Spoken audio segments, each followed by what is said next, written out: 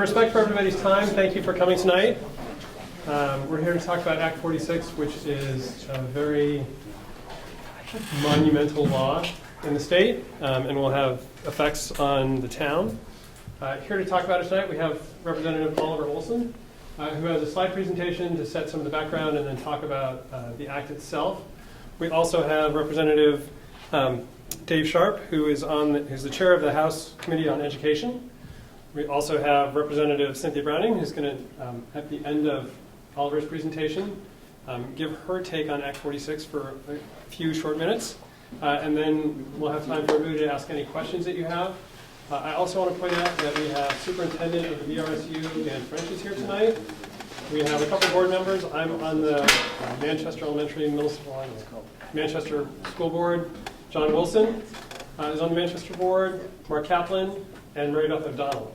Steve Murphy could not be here tonight, but wishes he could. So please come up with some great questions for these folks, because this is your shot. Thanks. Great, thanks, Brian. Thank you, everybody, for coming out. So we're going to talk a little bit about Act 46 this evening, and this is, I think, the third presentation that I've done, the second together with Dave. So I represent the towns of Jamaica, Londonderry, Stratton Weston, and Winhall up in the Vermont House. Dave and I actually served on the House Ways and Means, which is the tax committee in the House, for a couple of years. Dave is now the chair of the Education Committee. I'm actually not on the Education Committee, but this is education in general is a subject that I've been very involved with over the years and very passionate about, because quite frankly there's nothing more important than the future of our children's education. So it was interesting serving with Oliver on the Ways and Means Committee. We both became very involved in education finance and Act 60 and how that works and how it might work better and serve our students better. And this past session, the speaker decided to put education finance together with education policy in the Education Committee, which is how I ended up being chair of the Education Committee.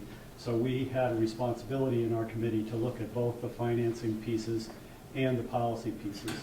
And I think that is actually expanding inside the State House. There have been meetings this summer with other policy committees. In the past, the policy committees have been pretty separate from the money process, which goes through the Ways and Means Committee and the Appropriations Committee. And then there's this difficult resolution process that happens between the policy committees and the money committees. So hopefully we'll have a more integrated and logical process going forward in the State House. I just wanted to say one thing before Oliver starts us out, and that is I had just a spectacular drive down here today. We truly live in paradise. It is an amazing beauty out there. And then when I arrived here at about 6:30, I wanted to catch a bite to eat before I came over. I stopped at the little pizza place and found baklava. I said, I am in the center of paradise. It's wonderful. So with that, go ahead. Why don't you start out? Thanks, Dave. And we've got a great group. I mean, between Cynthia, Dave, and myself, we're all really good friends up in Montpelier. We happen to agree on a lot of things. We also happen to disagree on certain things, and sometimes quite passionately. But we all have a great deal of respect for each other, we all have the best interests of Vermont and its children at heart. So I'm a pretty direct, sometimes blunt to a fault person, and we're going to be talking about Act 46, and just to level set, Act 46 by itself is strictly a bill that addresses the governance structure of education in Vermont. There's nothing in the bill that speaks to consolidation of school or school closures, etc. It's strictly focused on how we transform the governance structure of education. That being said, I'm also a pragmatist, and we're actually going to roll through some of the demographic and physical challenges that we're facing in the state. And I can tell you that with or without Act 46, we as a state are going to be forced to address some really difficult issues. There are going to be schools that are closed. Communities are going to have to make some really difficult decisions about how they want to educate their kids. That's going to happen with or without Act 46. The goal of Act 46, in my view, is to provide a more sustainable governance structure to carry us through these difficult times that we'll map out in this presentation. Dave, do you want to add anything to that? No. Okay. So just a quick run through of this agenda. So we're going to walk through some of the fiscal and demographic pressures that we're under, provide a high-level overview of the ed financing mechanism, and then we're going to talk about Act 46 and the future of education in Vermont. So one thing, the elephant in the room I want to address right now, because I get more email and more phone calls on this issue than anything else at the moment, and that is school choice. Folks in Manchester and all the surrounding towns have a long-standing tradition with respect to school choice. School choice, you get school choice in very simple terms by not operating schools for those particular grade levels. So in Manchester, for example, Manchester does not operate a high school, 9 through 12. That gives you school choice as we know it and we're all familiar with. Towns like Winhall don't operate a school at all. They have total school choice from pre-K all the way through 12th grade. Act 46 does absolutely nothing to change that, contrary to some very unfortunate reporting that has created a lot of fear and anxiety in our communities. And I just want to highlight a provision that's actually within Act 46 that very clearly states, sorry, is that my phone? Thanks. Move it somewhere quieter. Yeah. Very clearly states the intent of Act 46 is that we shall preserve the ability of a district to make these decisions on its own. Local communities get to make these decisions. They've always been able to make these decisions, and they will continue to be able to make these decisions under Act 46. And I think that's just a really important point to emphasize. I do want to re-emphasize that I have been misquoted, and I don't know how much of it is intentional and what's unintentional. Whether a community offers vouchers to their students or not is the decision of that community. And Act 46 actually protects that. The same goes for operating schools. Nothing in Act 46 forces the closure of operating schools. That is a decision of the local community. And I have said from the beginning, it wouldn't surprise me if in some cases communities give up vouchering students, and I think that may happen actually in November in Westford. That town is going to vote on whether to join with Essex and Essex Junction in a single district. And we know already that Concord has decided as a community to close its public school. So I think those things will happen, but they will not happen unless the community votes to have it happen. Nothing, the bill specifically prohibits the state from forcing the closure of schools or the stopping of vouchers. Mike? Can't help but ask a question. When the district you just mentioned chooses to join with another district, I take it that they have to vote to at the same time accept the secondary school that district has and do away with their tuition. Yes, so federal and state law prohibits both the operation, it prohibits from requiring some students in a school district to attend an operating school, while other students get a voucher to go to whatever school in the world they want to go to. And so that's the problem. If you become one district, you can't do both of those things. We did envision that in some parts of the state, maybe around this part of the state, where current supervisory unions have maybe 5 school districts, let's say 3 of them operate schools and 2 of them tuition their students out. So right now, there are 5 school districts. They could combine to create 2 school districts, retain the supervisory union structure. One school district does vouchers and the other school district operates schools. But if it's a single school district, you can't say some 8th graders have to attend a school and other 8th graders get tuition.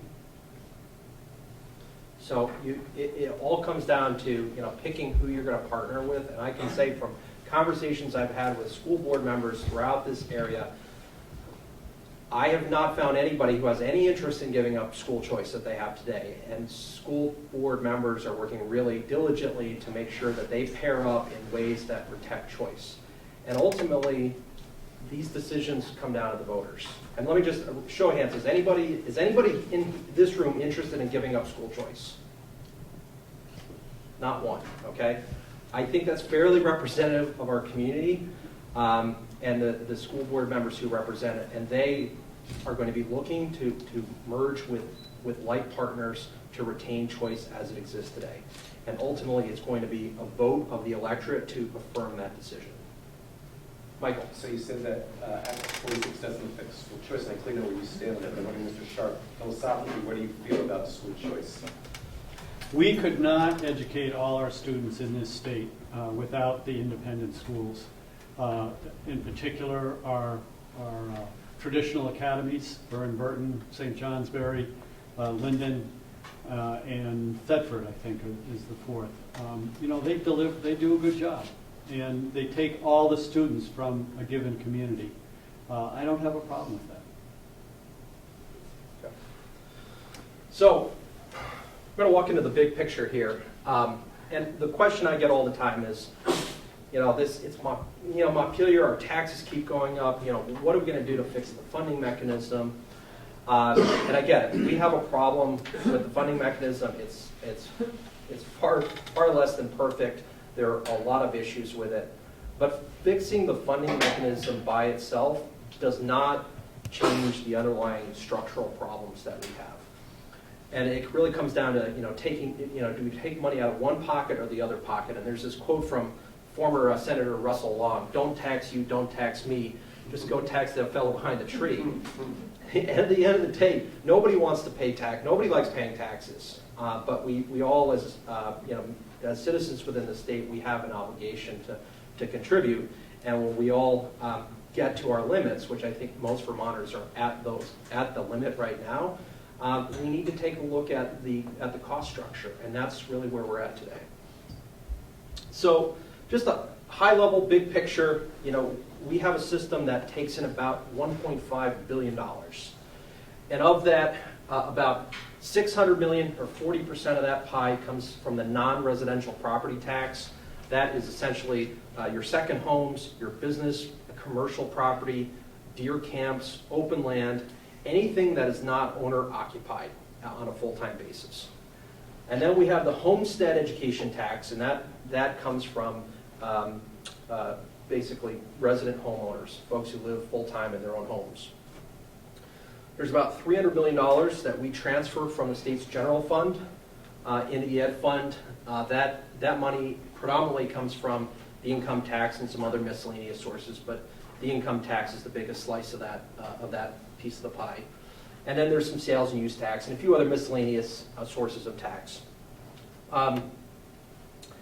As a state, this graph came from the legislature's joint fiscal office, which are basically the number crunchers we have working for us in the legislature. And they looked at our spending versus other states in terms of percentage of gross state product. The average in the U.S. is 3.4%. We're 5.2. We are number one in the country. We are number one in terms of our per pupil spending. We are number one in terms of our staff to student ratio. Pick your metric, we're pretty much number one or number two in the country. And this speaks to our capacity. And when we hear about voters, folks are really frustrated with their property taxes, it's because we're spending an awful lot of money. Yet, we continue to spend more and more money every year on our system. We have been experiencing this decline in student enrollment. So since fiscal 05, So basically, over the last 10 years, we've gone from 10,000 students down to right around a little under 90,000 students now. And that trend has been ongoing now for 20 years. And it's been sort of gradual, and it's been happening, and we've started talking about it more and more, but it's really starting to have an impact on the system. And yet, you'll see our staffing levels have essentially remained unchanged. We have not right-sized the system to account for this reduction in our students. And you're going to hear, especially we're going into the political silly season. We've got elections. We got 1 million people running for governor. I've already heard some gubernatorial candidates that seem to have the magic solution. And we can go find some administrative savings or find this or that. And they like to cite these examples that politically they sound great. They sound wonderful. Nobody wants to let go of a teacher. Everybody wants to fire the superintendent, right? That's the general, it sells really well, but the savings are just not there. The real money in the system is with our staffing. I go back to the staffing and the fact that we've not seen a reduction, and that's what's driving the challenge that we have. And to put this into perspective, this is a slide the Secretary of Education put together. I borrowed it from her, which is okay because she's borrowed some of my slides too. We're sharing slides now. But we currently have a 4.67 to 1 student to staff ratio. So this is we have, for every student we've got, for every 4.67 students, we've got 1 adult in the room.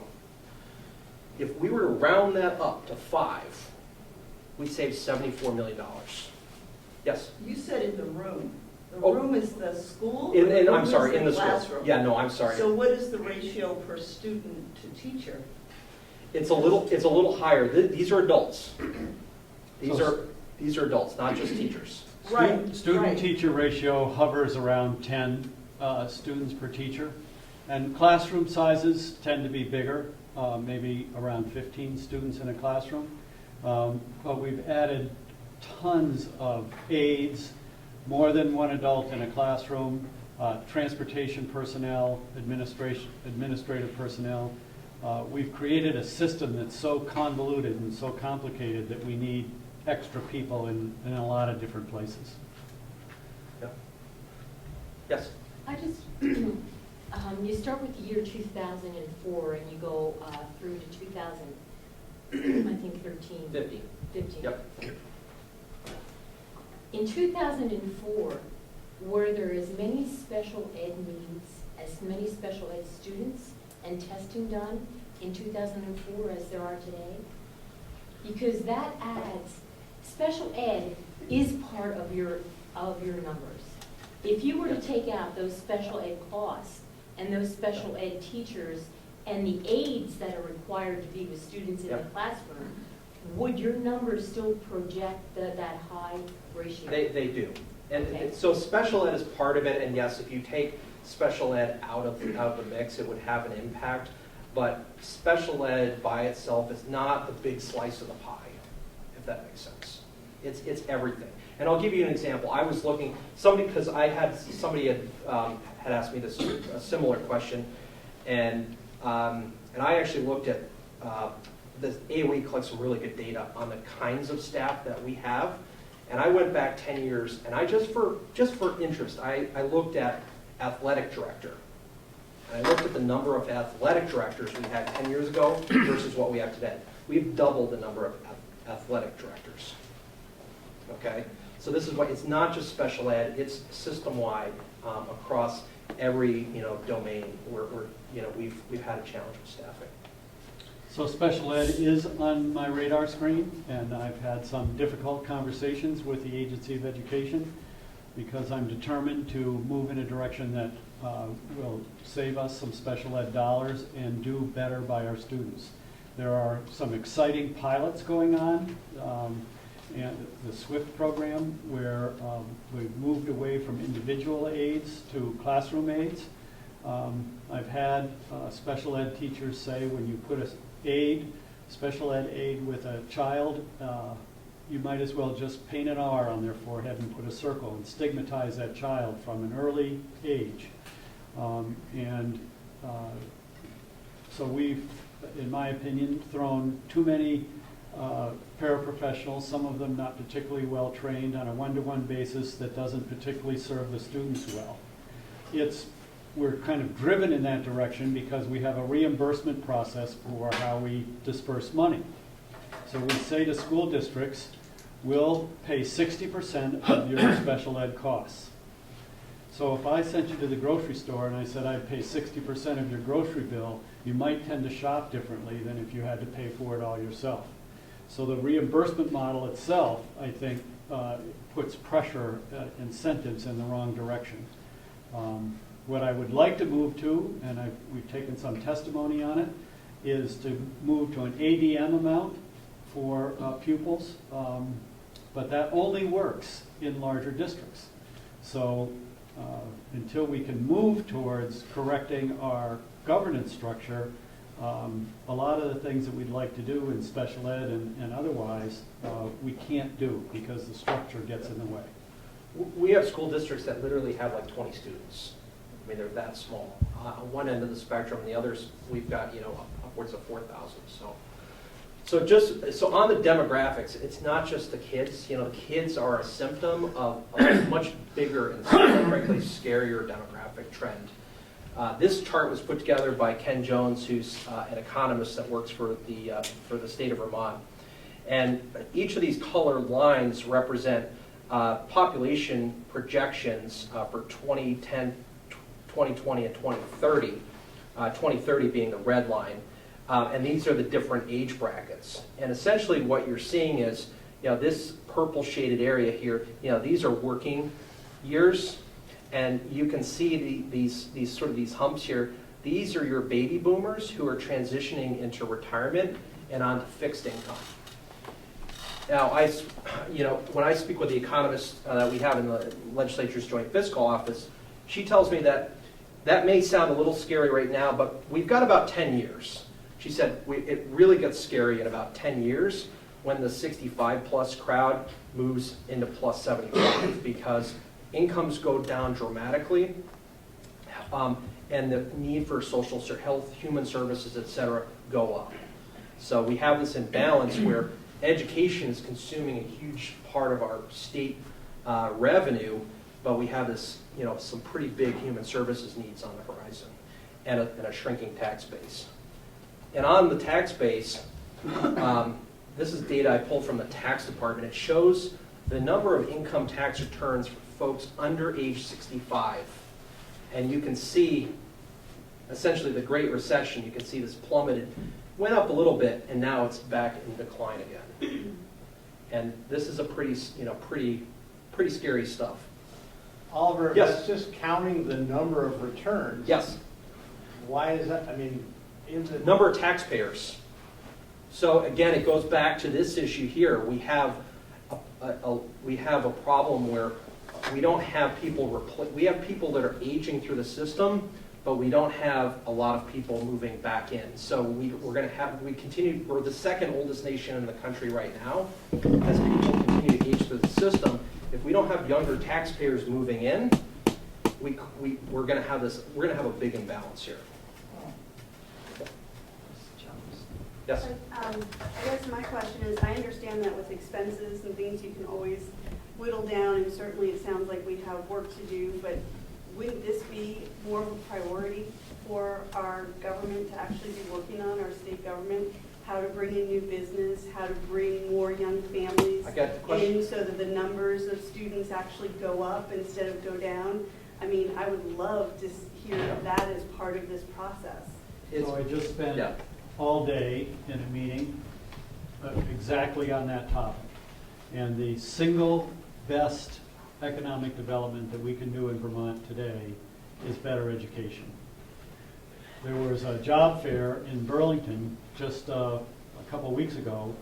There's over 2,000 jobs going begging because we don't have our Vermont workforce trained to the level to take those jobs. This is post-high school, so it's not directly related to what we're talking about tonight. But we need to, the goal of this group that met today is to get 60% of our population having some sort of saleable work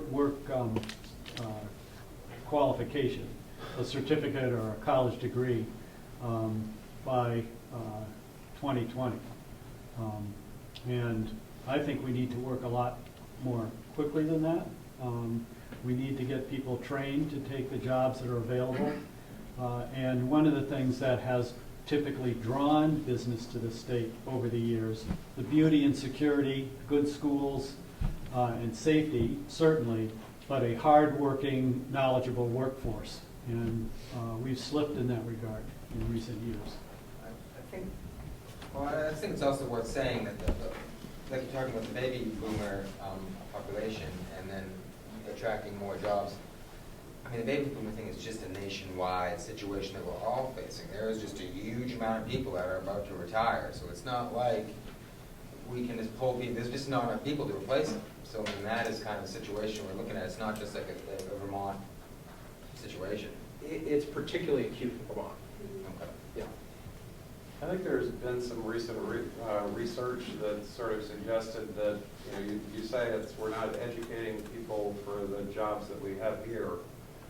Aren't we exporting a very large percentage of our well-educated youth to other places because of job opportunities? My son among them, class of 95 from UVM, an electrical engineer, the wages are much more attractive elsewhere than they are here. So when you place it on education, that we're not doing a good enough job educating, so these 2,000 jobs are not filled, is that really a fair statement? Yeah, I think so. I mean, they're all a piece of the I mean, problem. I have kids as well. They're working elsewhere. They, going to school, graduating from BBA. So- One went to UVM. So here's the way I look at it, and I don't have kids, I mean, my kids are, I've got 3 kids right now, and they're just entering the K through 12 system. So I look at this a little bit differently, and I think part of the issue is we have an education system that is incredibly inefficient. We're spending a lot of money to sustain redundancy of our most basic services. It's very expensive, which our taxes are very high. It adds to the cost of living. It makes it a high cost of living state for younger families. But at the same time, we're not spending our money wisely. We're spending it to sustain this redundancy at the expense of better quality programs that we could be offering, which we're going to get into here in a little bit. So one last question, then I want to keep us moving along here. Well, just 2 things. I have to echo what the gentleman up here was saying. We have 4 children who went through the system who are all currently out of state. Oh, I'm sorry, one. One has stayed, and she's in the education system. I don't know how accurate that statement is, that is because of our education system that students aren't staying. They're highly qualified. They're college graduates, and they have left Vermont because they can't afford to live here. My second point is with regard to the retirees. It's not attractive for people in retirement to stay in Vermont. The taxes for retirees are ridiculous. And my husband and I, who are reaching that point, are looking to see where else can we go where we're not going to have to give up as much of our retirement money. I'm thinking of leaving Vermont because of that. So, I mean, that's another issue. I think both ends have to be dealt with. And I really don't think that it's an education thing. So you're referring to your 4 children, all of whom are educated. We only send roughly 50% of our students get any education beyond high school. It's that 50% I'm talking about. The 50% of people out there who could be involved in more productive, more highly paid jobs than they are, but are not because they don't have any education beyond high school. So Does that come from the K-12 system? No, this is mostly after high school. Getting some sort of, whether you're training to be an electrician, a plumber, a nurse. So more skill-based? Yes, right. So I'm going to move us along here. We'll take some other I have questions a little bit later on, but I do want to keep us on track here. So I think it's really important to take a look at a high level of how the funding mechanism works, because that plays out in a lot of these discussions, and it's where there's a lot of confusion. So the key things to keep in mind with how the funding mechanism works and how your tax rates are set is there are basically three variables. So there's the budget that you vote on every town meeting day or before town meeting day. There are the number of equalized pupils that your school district is serving, and then there's miscellaneous revenue that comes in, predominantly federal and state grant funding that sort of goes into your budget but bypasses the tax mechanism. It doesn't count in terms of calculating your tax rate. The grand list, the size of the grand list, has absolutely zero impact on setting your tax rate. So this is the easiest way, the simplest way that I can try to explain how this works. We have an education fund, which, as I pointed out earlier, takes in about $1.5 billion. The legislature sets a fixed mill rate of, this year it's $1.53.5 for non-residential property. So all your deer camps, your commercial property, et cetera, it's $1.53.5 for every $100 of property value. This is the education tax. Correct, the education tax, thank you. When you say non-residential, does that include second homeowners? Yes, yep. Anything that is vacant land, anything that's not owner occupied.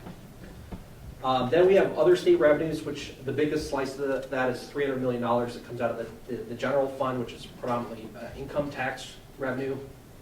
And then, and these are relatively fixed sources of revenue. And then there's the residential. So this is the owner-occupied property, which the legislature sets this rate. Right now it's 99 cents. That, when you add up all these sources, they yield $94.59 per equalized pupil across the state. That's the baseline. That's the starting point. That's where your budget starts from. And then when you, as your local school district, when you're voting on your budget, you set the budget, and then you divide the number of students into that budget, and you come up with a per pupil spending. And as you increase your per pupil spending, this 99 cents increases proportionally. Okay, this is about the simplest way that I can explain So it. roughly, the $15,000 is 50% higher than the base, and this $1.57 is roughly 50% higher than the base rate. And I point this out, the moral of the story here, if there's one thing I hope you all walk away and remember, is that the cost per student is what sets your tax rate. You know, a lot of people fixate on the budget, and the budget is a variable, but it's just one variable. And I'll walk through an example of how this happens. And the most common thing, and I'm looking at Andrew here, he's seen this before, I chastise the local newspapers for headlines that look like that read like this. And I see them all the time. The school budget is up less than 1%, or the school budget was level funded. And then people get their tax bill, and the tax bill went up 10%, and they're like, what happened? Well, the problem is the headline doesn't really tell the story. It doesn't tell the whole story. So here's an example. I picked a random town, and let's say they had a 0.6% increase in their budget, as they did in this example. What the headline doesn't tell you is that they had a reduction. They went from 1,200 students down to 10,079 students. And when you divide that number into this number, you end up with an 11% increase. Your per pupil spending in this example went from 16,071 to 18,039. And that's what a lot of people get really frustrated. They go and they think they're voting on a budget that only went up 1% or was level funded, and then they get their tax bill and everybody starts blaming everybody else. Nobody really knows what happens. Well, that's what happened in this example. So that's sort of the big picture of where we're at, high level of how the system works. We have a system that is at this point unsustainable. We have continued to see this declining enrollment. We've effectively had no structural change. Our staffing levels have remained largely consistent. We have a tax base that is under stress. We have taxpayers who are under stress. We have taxpayers who want to, some taxpayers have moved or want to move. It's difficult to retain and attract folks here because of the tax situation. And there's a bigger problem, and that, in my view, is that we're not spending our money wisely. We are spending our money to sustain what has become a very inefficient system. And as in many communities that have seen these declines in enrollment, what's happening is their cost per student goes up, and they're cutting back programs. And every little town is doing the same thing. They're all cutting back programs. And then, to folks who want to move here, then the schools are less attractive because there are less programs. And it's more acute in some towns than others, but we'll walk through some examples. So Dave, you want to talk about this? So Professor Tammy Cole from the University of Vermont has done an analysis of our governance system in the state. And this is the last of her slides. She builds the system through a number of slides. But this is essentially how my school district works. There are 4 in my school district there's 5, but in this one there's 4 elementary schools. Each one has a board. Each one has a set of parents and a set of students. Then there's the high school that has its separate board. The principals are not sure whether they're responsible to their local school board or to the central office. The superintendent has responsibilities across all these boards. All the boards think that the superintendent works for them, right? Certainly. And so you get all these crossed lines of authority and responsibility, making it very difficult to move forward. I remember the testimony from the former curriculum person in the Barry school district. Barry has, I think, 3 school districts inside of a supervisory union. And they wanted to have a unified curriculum so that all the kids arriving in the high school had the same basic math and courses, which makes sense, of course, because you're trying to build towards graduation. It took him 3 months to work with the professionals, the teachers and the principals in the building, to develop a unified curriculum for that school district. It took him 3 years to get it through the supervisory union because every little board, every little group here wanted to put their fingerprints on it. And that's the kind of complexity that we have grown over time. Nobody in their right mind, I don't think, would sit down and deliberately design a system like this. It's just grown this way over time. So Dave, you want to speak to the goals of Act 60?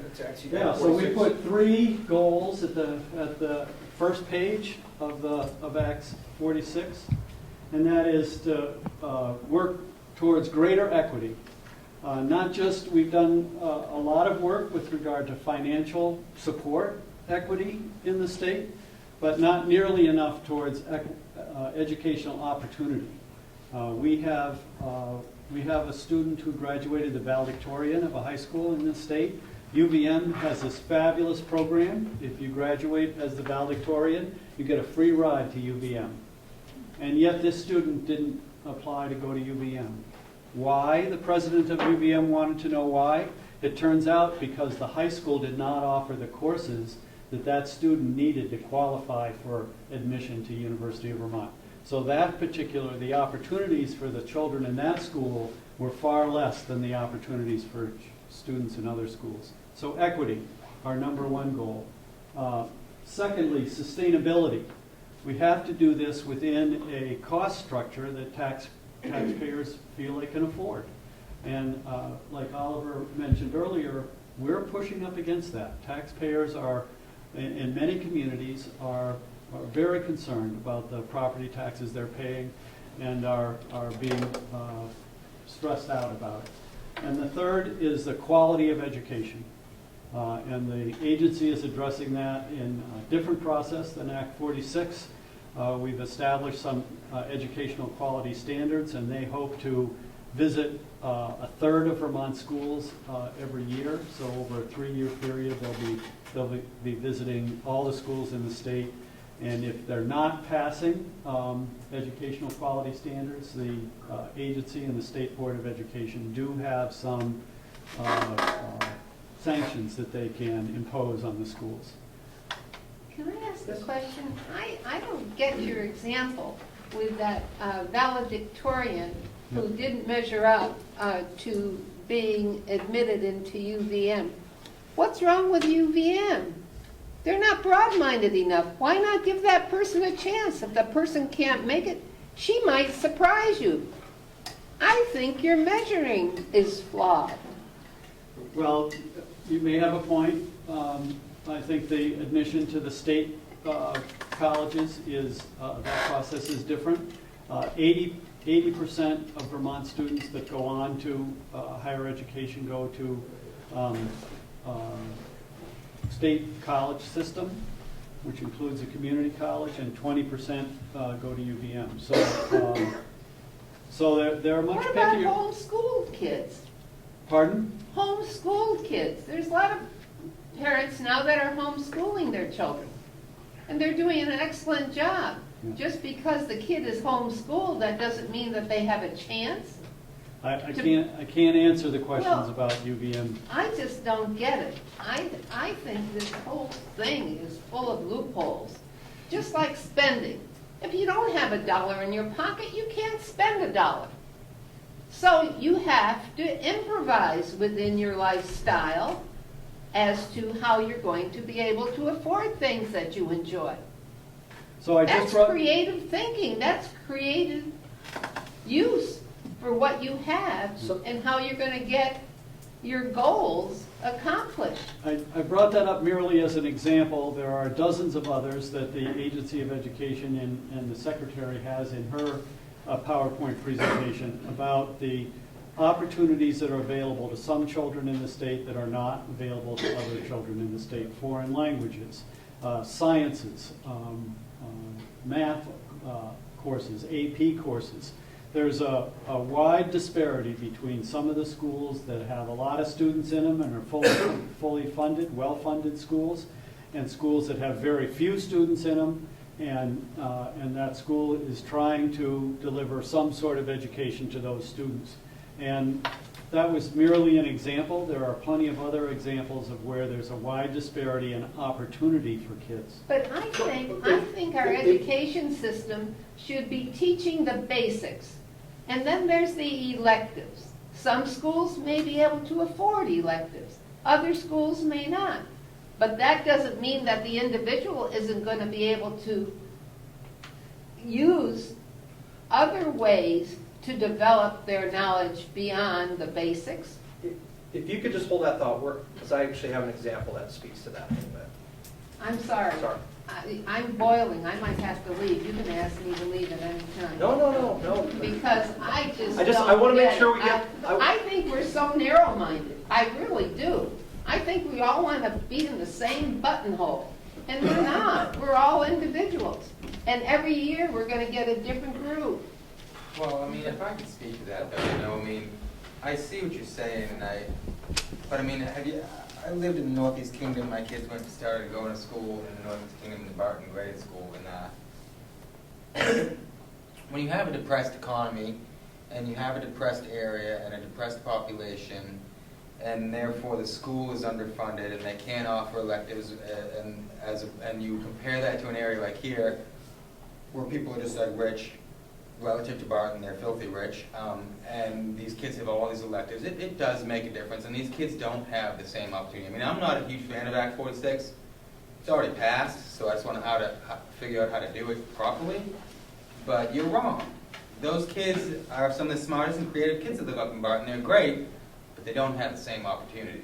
I mean, you're just blinded by the fact that you think that money is just everywhere. It's not how it is. You go to Barton, you go to the NEK, and it's not the same. Those You're kids wrong. don't have. Okay, guys. Before this gets into a big Yeah. uproar, our Constitution requires us, the Vermont State Constitution requires us to educate every child in the state equitably.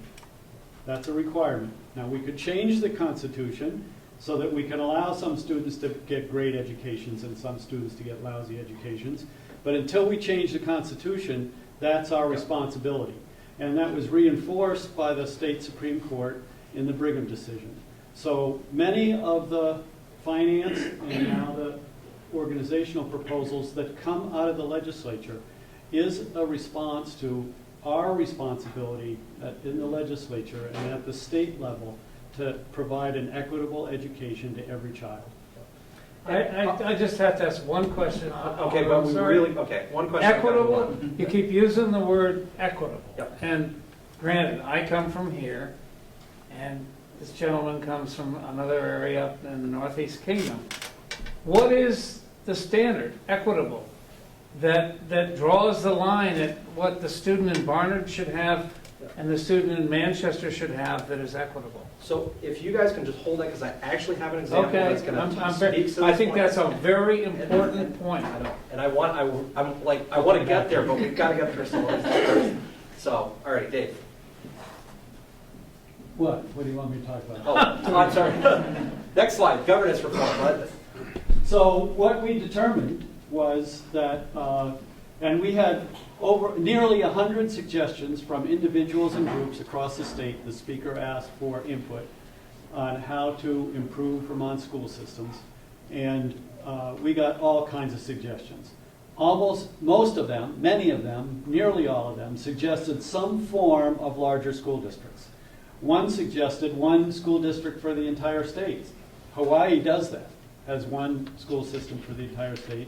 It certainly wouldn't be the largest school district in the country. We have fewer than 90,000 students. Others suggested countywide or tech center oriented school districts. So there were, but we chose to go that route, to look at larger school districts.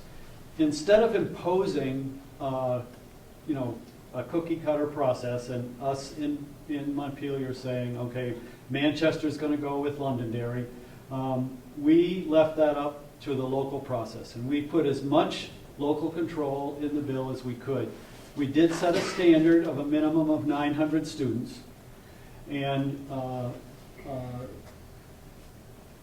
they have to be, and we talked about this earlier, they have to be consistent. So the 4 preferred models are operate schools for all grade levels, operate schools for some grade levels. We know we have a bunch of elementary schools K through 6 and then tuition 7 through 12.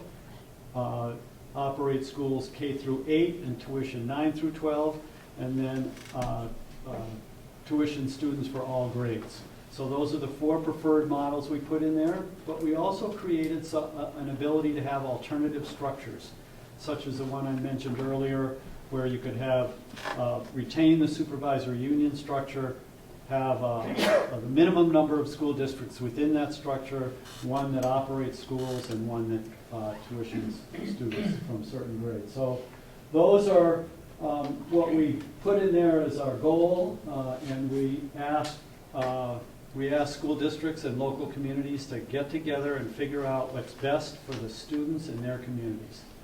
Quick question. Well, I think it's maybe an appropriate time to bring up one of the issues that I'm concerned about, which is that I live in a town that, unbeknownst to me when I moved there, has a designation to New York. When I moved here, I had a house in New York. I still have it. I'm still paying taxes to that school district. But I did not want my children educated in New York. I moved here because I wanted my children to be raised in Vermont. So there are all these weird little districts that are not mentioned, and I don't know if that was part of Act 46, but we have students who are being, unless the parents can show great financial need to generous angels, or we have to shell out a lot of money, our kids are shoved over to New York. And that's the only way it gets paid for. And what they pay New York is bargain bottom prices because they've worked a deal. So they don't even pay what all the other kids in the whole state here get from our state. So our kids get, like, to Granville, we pay them $8,755, which I can carry to another school. But hey, for Burn Burden, I get to pick up $8,000. So I'm wondering, like, was that addressed, that there's now all of these kids, and that's an equity issue, because sending my kids to Granville is an equity issue versus sending them to Vermont. when they're Vermont children. So you have the opportunity within Act 46 for your community to find dance partners, as Oliver refers to them, communities that you would like to join together with to create a 900 pupil count single school district. That would be the Just ideal. presented by Mr. French yesterday up in Follett, that it is a significant budgetary increase and tax increase for the population to do that. Rupert happens to be, not a population base that was going to fund that. So, it seems to me that there's this Not imbalance. potentially, and I'm going to have an example that doesn't speak directly to that, but will bear out some concepts that that might be interesting to think about. And the point is Dan's absolutely right. If you guys just decided on your own as a single district to say, well, we want to remove the designation and we want to open up choice so kids can go to Burton or Long Trail or Mill River or wherever, that's an expensive proposition. That's a difficult decision.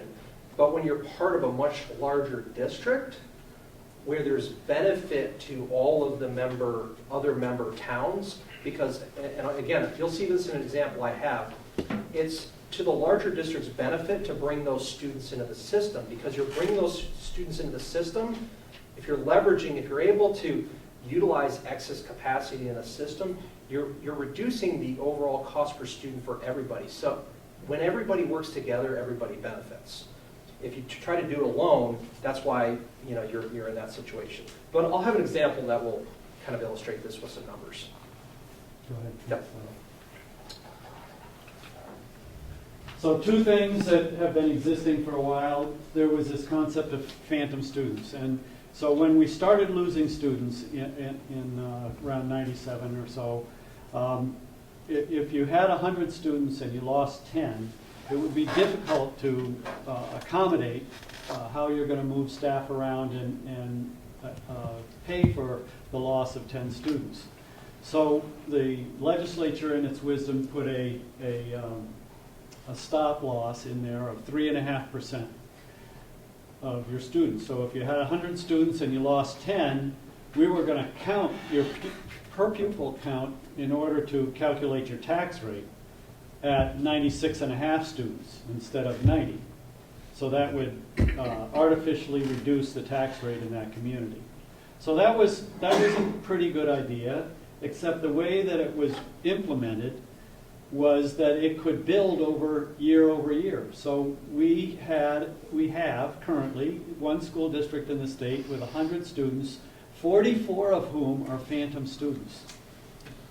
So this school, Which means they're paying half the taxes. they don't that should exist, be. they're not there. Yeah, they don't exist. Those They don't students don't exist, we're exist. paying for them. So the tax rate in that community is nearly half what it ought to be. They're not paying the real cost of the school.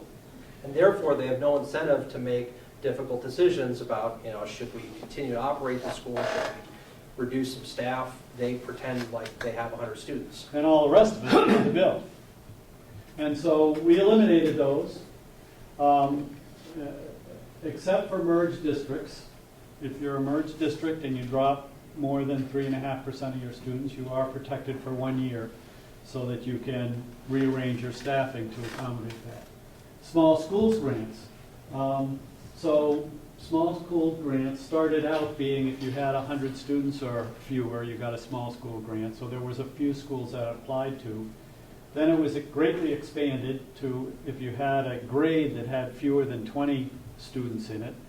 And so we spent somewhere in the neighborhood of $7 million in reducing tax rates in communities with small schools. Once again, protecting them from making difficult decisions that they really ought to be making in these communities about doing what's best for their kids. And we changed the small schools grant into a merger support grant. So if 3 communities each getting a small schools grant join together to create a unified school district, they would continue to get that support out of the education fund in order to educate the students in those 3 communities. Should we have done that? I don't know. It was a political decision that we made in order to get votes to pass the bill. And there is some thought that, these smaller school districts do need a little bit of extra support compared to, the Burlington School District or the Rutland School District. Yes? You have 3 school districts, and they have less than 20 kids per grade, since they need this small school grant. Yeah. You're not getting anywhere near 900 students. So that's completely, it doesn't make any sense. That doesn't help out the small schools Well, at all. those three communities could have a high school that's in a union high school. Could, Yeah, but may not. let's take my town. So there's 5 communities that are in our union high schools, Mount Abe. We have Bristol, Lincoln, Starksboro, New Haven, and who did I miss? Lincoln. So New Haven has only 63 students. They get a small schools grant, and they are struggling. And there's 6th grade has 6 students in it, 5 boys and a girl. So the gender interaction is difficult. The peer synergy of having enough students to have good communication between the students. There aren't enough students.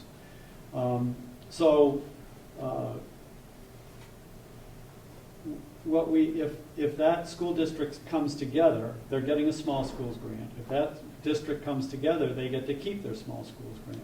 Lincoln also gets a small schools grant. So that $100,000 roughly is available in the district to continue to help those students.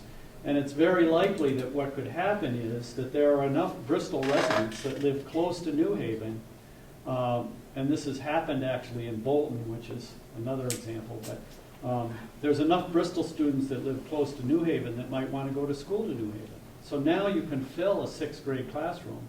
So instead of having 2 6th grade classrooms in Bristol and a half of a 6th grade classroom in New Haven, you could have 1 6th grade classroom in Bristol and 1 in New Haven, save 1 teacher's salary, and give kids in both schools better education. Well, and that works for Bristol and New Haven, but in the VRSU, it doesn't work when our 2 small schools are 30+ minutes apart, and they're filtering into a system that would require us to do school choice. And in order for us to merge together, we can't possibly meet 900 students.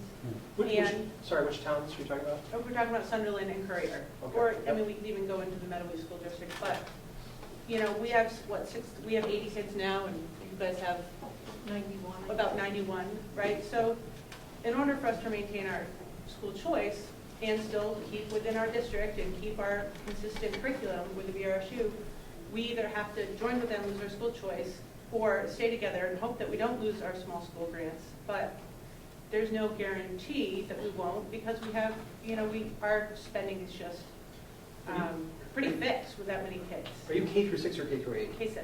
K6, and Courier's K6. Right. Yeah, yeah. So the issue is choice at 7th and 8th. It's the middle Right. school choice Yeah. is the concern in those towns. Right. Yeah, okay. So, yes, there are concerns like this in virtually every school district in the state. The State Board of Education, Agency of Education, the State Board of Education, the Superintendent's Association are all willing to work with individual school districts. I don't know the details of your school district, and helping to find dance partners, as Oliver refers to them. What districts does it make sense to go with? What discussions are there?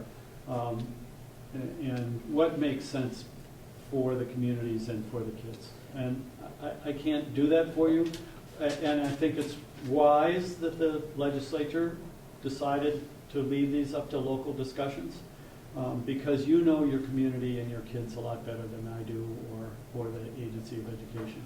But anything we can do to help, we'd love to be able to help. But, so just another, I think one of the challenges we're facing with implementation is a lot of folks are just looking at this purely from governance, and they're thinking, okay, we're K6, so we have to find somebody else who operates K6. And from my perspective, I'm encouraging folks to think beyond governance, think regionally about what's going on today, think big picture, blue sky, start with a vision for the region. What would, if you could just forget what we have today and redesign a K through 12 education system for this region, what would it look like? And if you look at it from that perspective, you can start coming up with some really creative ideas. So to your point, you've got choice in 7th and 8th. We know as a community at large, we really value school choice. Maybe some of there's an assumption that those who are K through 8 may really value their operating as 7th and 8th. But maybe there's a school of thought that says, hey, you know what, as a region, maybe we rather have some independent schools take over the middle school business, and we're going to focus on K through 6 as a system. Just as an example, not to say that you necessarily would have to go that way, but it's that kind of thinking that I would really encourage folks regionally to be thinking about, because there are actually some pretty exciting opportunities out there. I agree, and we'll stop after this, but Yep. With the time frame that we're looking at, nobody's going to take on our middle school completely redoing that in 2 years or 1 year. I mean, you're talking about a huge project, right? So it's a great idea to go forward, but it's not a fix.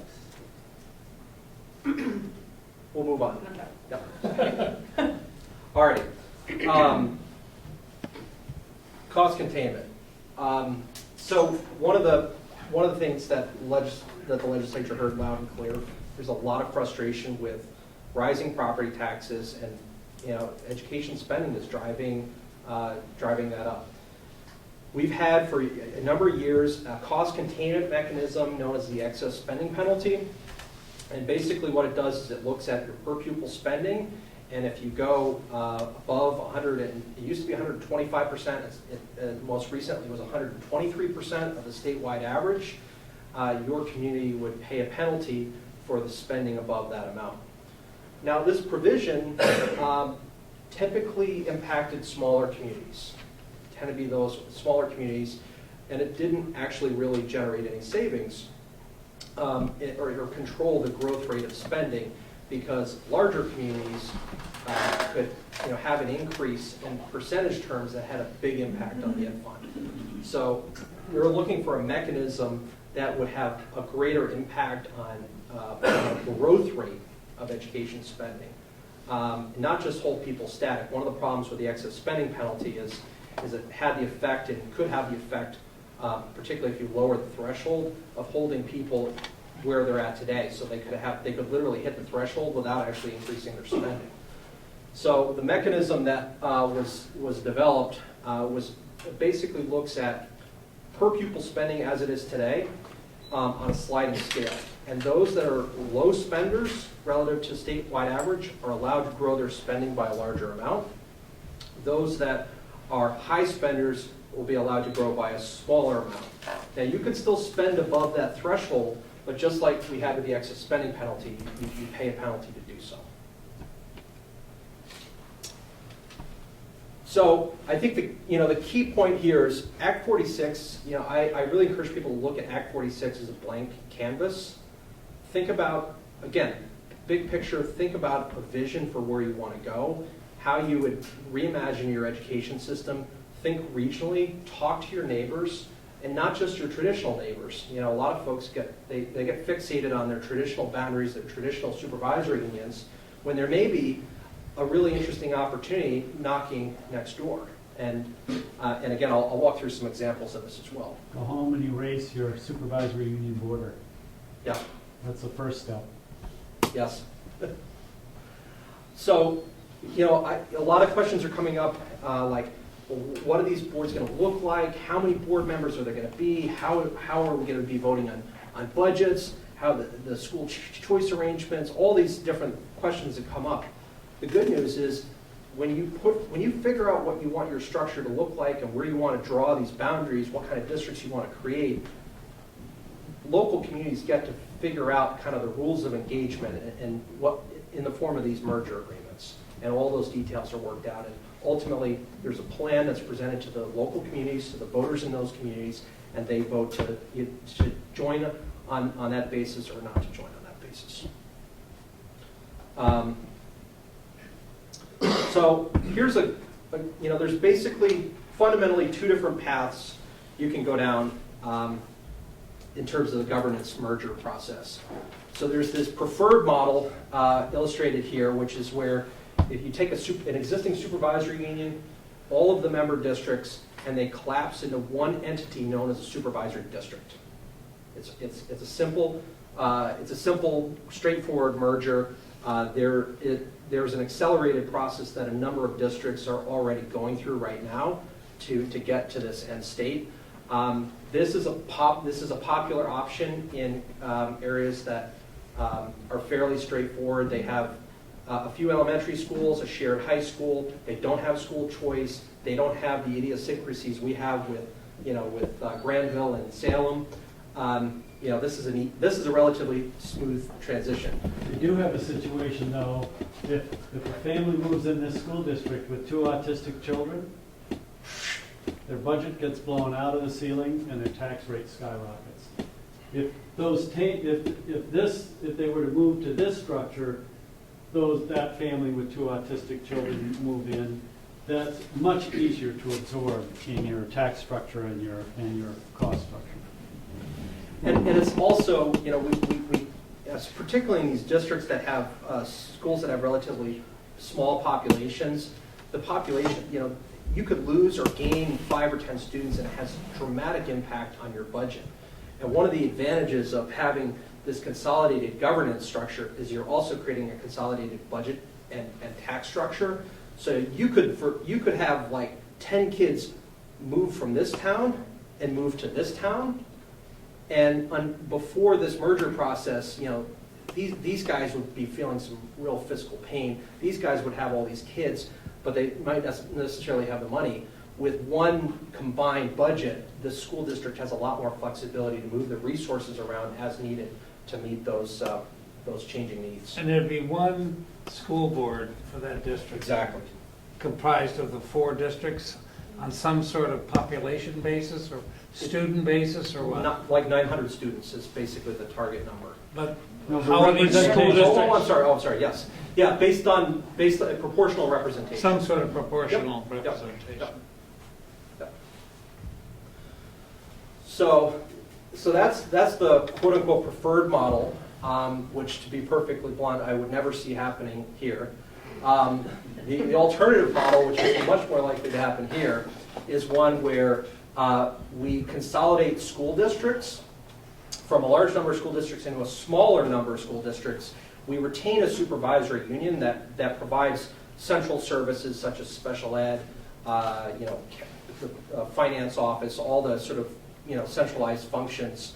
The supervisory union will continue to provide those, but we have a smaller number of districts. And again, this back to the school choice issue. This is where like is going to merge with like. Is essentially the way this is going to shake out. If you're not going to merge an operating district, say a district that has a high school with a district that doesn't have a high school, if you want to keep choice. This is why we have this alternate model to accommodate those situations so that we can protect choice. Okay?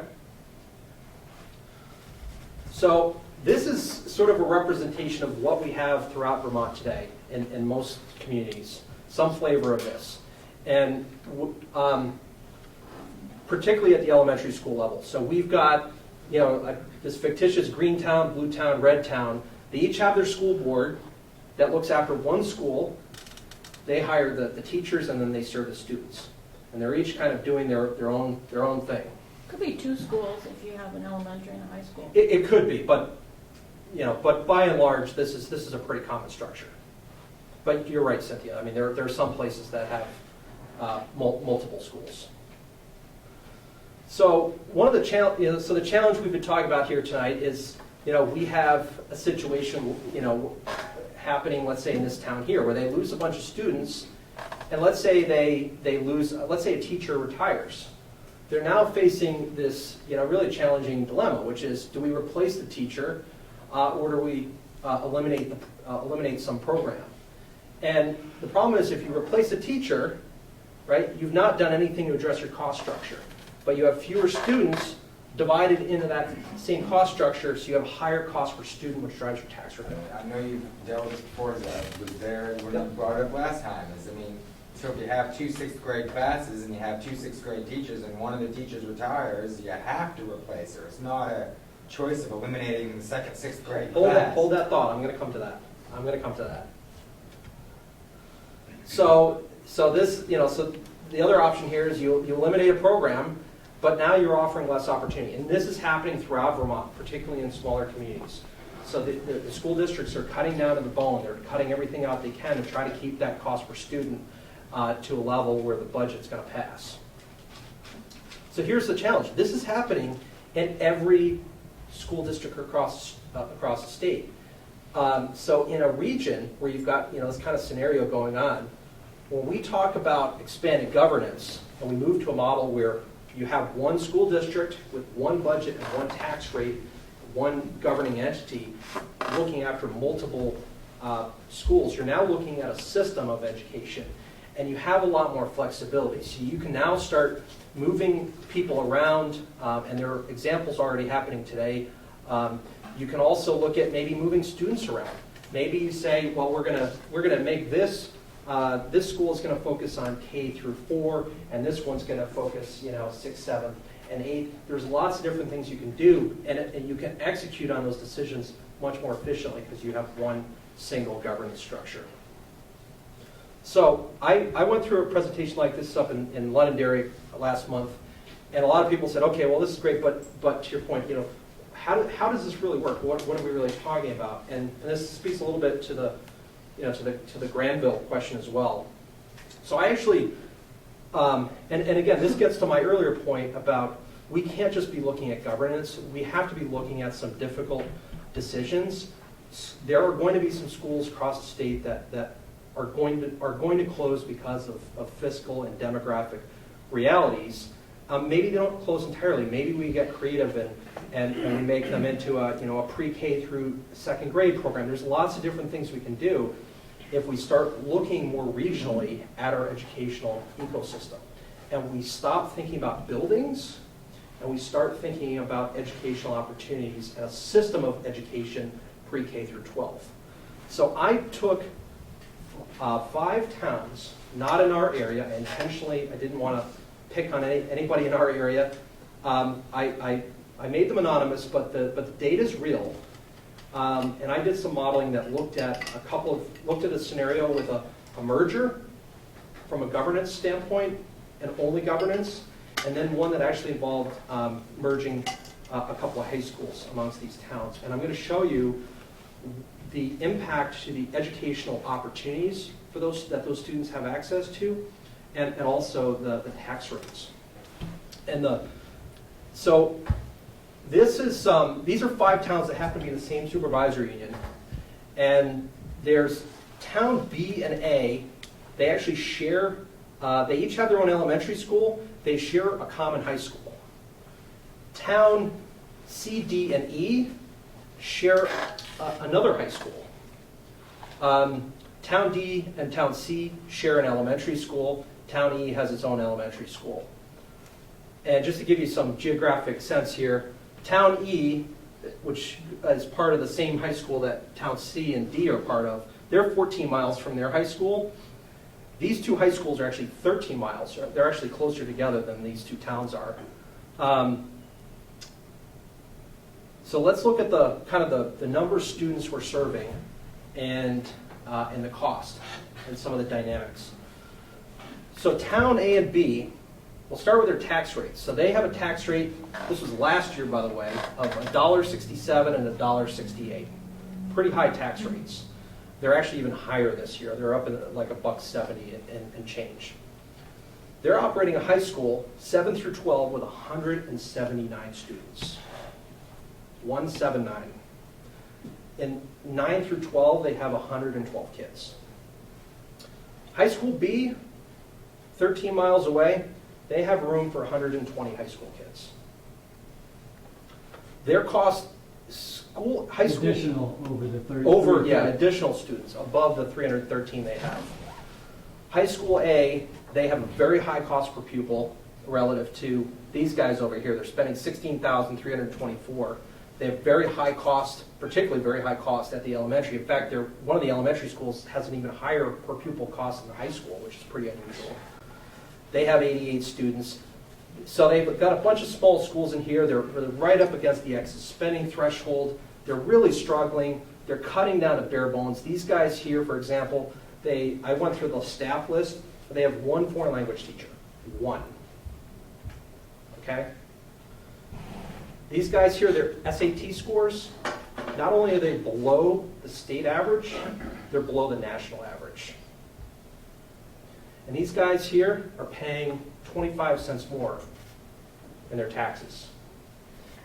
And just to put this into perspective, because sometimes, I heard a little bit of gold town versus non-gold town. These guys are gold towns. What? They're gold towns. These are actually wealthy communities. And they've gotten themselves into a situation where they're trying to sustain this very small high school when they've got one down the road, 13 miles down the road, that has capacity. So the other thing I looked at is I looked at their enrollment picture over the last 20 years. These guys, Town A, has actually had the steepest decline in student population in the county that they live in. So they've gotten themselves into this vicious circle where they have declining enrollment, which pushes their per pupil costs up, which pushes their tax rates up, which puts pressure on the budget to cut programs, which makes the school less attractive, which makes the community less attractive, so nobody wants to move there. And the cycle, it just turns into a vicious cycle. Meanwhile, next door, you've got a high school that has more programs, they offer multiple languages, they've got higher SAT scores, and those towns have a tax rates that are 13 to 28 cents lower. But, and this is the but, I get asked this a lot, okay, so if you're C, D, and E, why would you care about these guys? Not our problem, right? But here's the thing, remember, cost per student. The magic is in the number. You want more students, you want more people in your denominator. And the fact is, you can actually, you have the opportunity to offer more opportunity, better value, make more efficient use of the system if you could utilize the spare capacity that you have. So I'm going to show you here two models. So I'm going to start with a governance-only merger, where you just say, well, we're just going to merge school districts because the state tells us we need to do it, and we're going to stop there. And I'll show you what happens with tax rates. And then I'm going to show you what happens when a community can actually make some difficult decisions. So there's an opportunity here to eliminate redundancy of core programs. Again, if you look at these two high schools, this one high school with very high cost per student, they're struggling to fund the most basic services. They've cut down to the bone, cleared out all the extracurriculars that they can afford to get rid of, and they're offering very minimal services. So you eliminate the redundancy at the low level, and now you can reinvest in these enhanced programs. So not only that, but you also get to reinvest money in the elementary system, because it's now all one system. And I'm going to show you, we're going to be able to reduce and hold tax rates for all those communities. So this is what happens if you do a governance-only merger. So Town A and B, basically you're working towards the mean, because Town A and B had a very high tax rate. These guys had relatively low tax rates. So these guys come out winners and these guys come out losers. One tax rate, $1.55, which is 12 cents and 13 cents lower for these guys, but anywhere from 13 to 15 cents more for these guys. Okay, before any incentives. So they're within Act 46, and I left the incentives out just to keep it simple, but Act 46 includes financial incentives to try to level these issues out.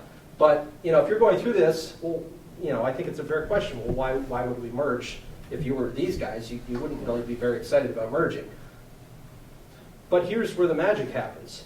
If these guys all get together and they can have a difficult conversation, and they can have a rational conversation, there's an opportunity to actually consolidate some schools here, and particularly the high school. And when you look at a consolidation scenario with the high school, the savings work out to be 27 and 28 cents for School A and School B. So the two towns, Town A and Town B, the two towns that are going to close their high school, these guys are either unchanged or they see some savings up to 14 cents. But here's the real kicker.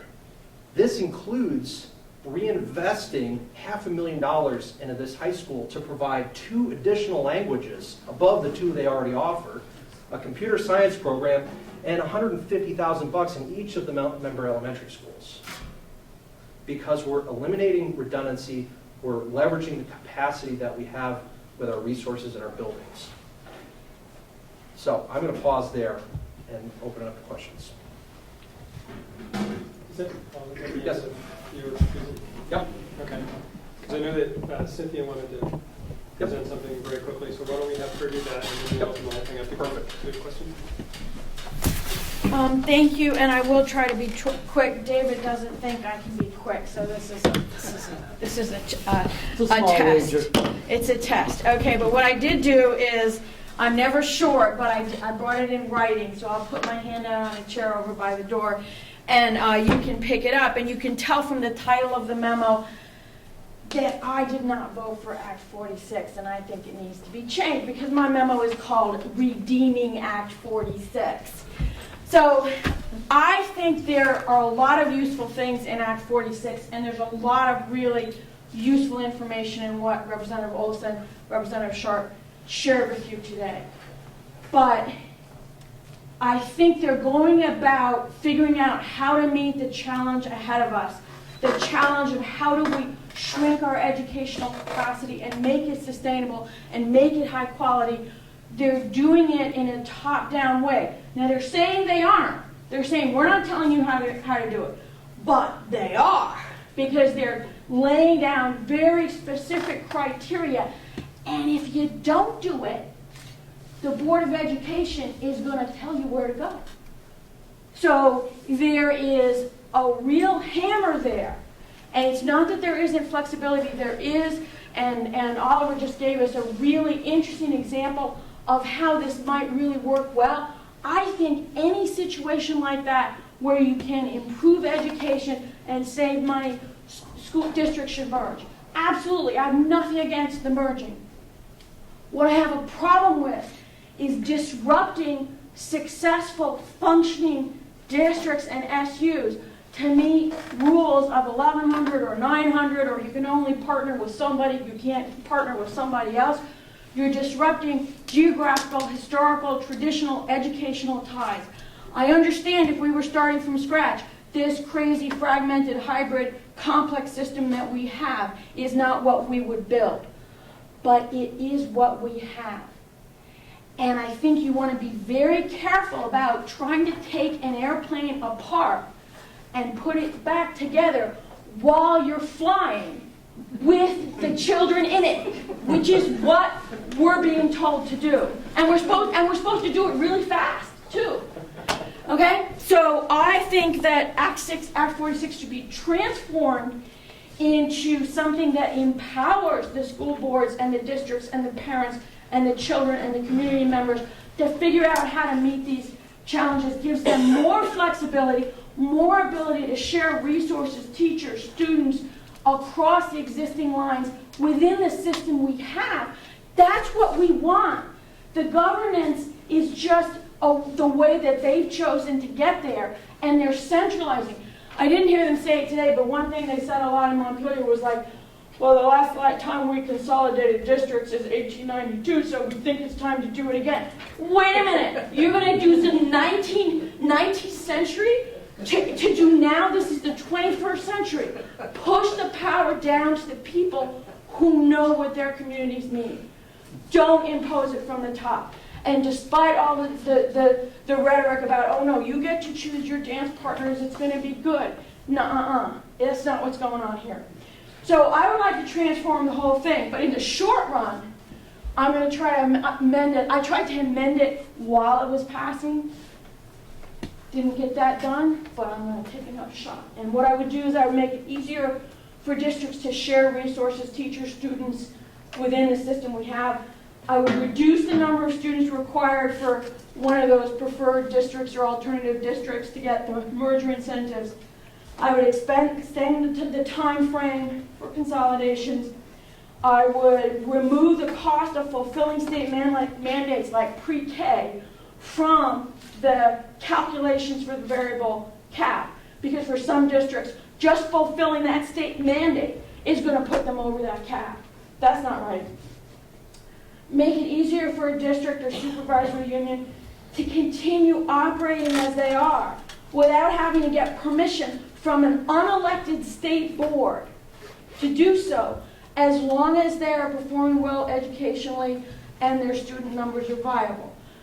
What we have here is we're disrupting the operation of every district in the state instead of targeting our resources on those particularly small high schools that are struggling so. If you have high schools that can't educate the valedictorian to go to UVM, help that high school. Close it, expand it, change it, do something. Don't disrupt the education of everybody else. And the last thing is something that these guys didn't mention, and I know they don't view this the same way that I do, but to my mind, the state has abused and exploited the education fund for its own policy purposes. Before there was Act 60, subsidy support programs, tax equity programs like income sensitivity or the circuit breaker or current use were paid for in the general fund. They're now paid for by property taxes. State mandates, not just the pre-K, but also the special ed. I was interested to hear what Dave said about the question of the para-educators, because I know that has driven a lot of staff increases. And there's a lot of other ways, and the cash merger incentives. Where do you think the money to do the reductions of property taxes to reward the merging district is coming from? Where do you think that money is coming from? Property tax. Yes! It's not the state coming in and giving you money. They're bribing you with your own money. And if you can't merge because you're already a unified district, you know, like Rutland is already big, or Burlington, they're not going to be merging. They're not going to get these incentives. Anybody who doesn't merge or can't merge will be paying higher property taxes in order to reward the districts that merge. Now, I think the districts that merge should get incentives. There should be no mandate. There should just be the incentives. But the state should bloody well step up to the plate and pay for them. The other thing that you need to remember is that 3 or 4 years ago, the state recalculated the level of the transfer that it would make into the education fund. Remember that picture which showed sources of fund? They were having trouble balancing their budget. So they basically told the schools, you know, don't increase your spending, we can't give you more money. And they recalculated that, so every year since, $27 million less has gone from the general fund to the education fund. That's 3 cents on the property tax rate. So, to my mind, one of the drivers behind the rising property tax, in addition to high fixed taxes and the problems that they highlight, the other problem is the state's mismanagement and abuse of the education fund for its own policy purposes. I support all those goals. I support pre-K. But I think you need to be honest about what you're requiring schools to do and then blaming them for spending too much money. So I'm stopping there. That wasn't quick. I'm sorry. But here's my memo. It's got all my contact information on it.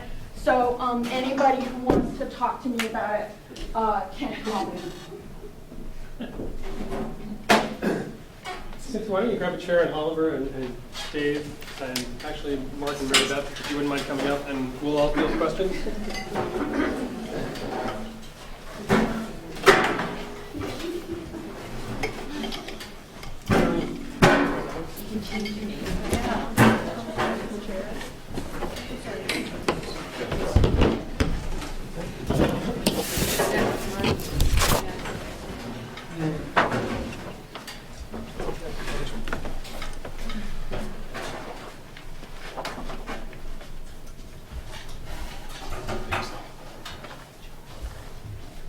Questions, please. Well, let's hear how the Manchester School District views this. What's the question? How does the Manchester School District view this? You're hosting this. Anybody want to chime in on that? Are you threatened? Are you threatened? Can you work with it? Is it absurd? Should it be thrown out with all the other things, or should we put our arms around it. Well, something that I'm frustrated with is that I keep hearing different reports, right? One day, somebody comes out and says we should look at it this way, and then someone comes out the next day and says, no, we should interpret it this way. And then we hear in our meetings that actually there's a group of people in Montpelier who want this gone or changed. And so what really frustrates me is that we're spending a lot of time and energy on something like this, when actually maybe we should be spending it on our kids. Yes. And that's the frustrating, because Lord help us if we all start going into this process and then we hear that there are all these radical changes that could be happening to this law. I don't But understand don't have the idea that I'm gonna get any of my amendments through, because I'm not. Oh, okay.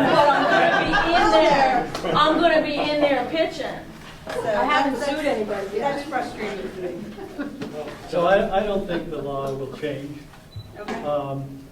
with the possible exception around how the high spending threshold may be tweaked or rejiggered. It's pretty tight, and I think there's recognition of that in the State House. So, so there will be a discussion around that, but that probably the rest of the law will not change. John? All right, then.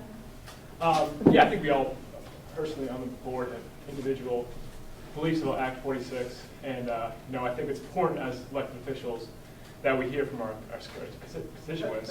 We hear from our constituents, and that you guys, come to our meetings, you inform us, so we can develop a consensus as a board, and that we can reflect the belief of who we represent. So first of all, I think that's really important, because we all have individual beliefs, and we don't have a consensus within those beliefs, but our consensus can arrive through how you inform us. Personally, I believe that Act 46, as Oliver said, it provides us with unique opportunities to rethink of our educational landscape here in some unique ways, and I'm looking forward to the opportunities to doing that and getting towards the study committee where we can explore some of these options.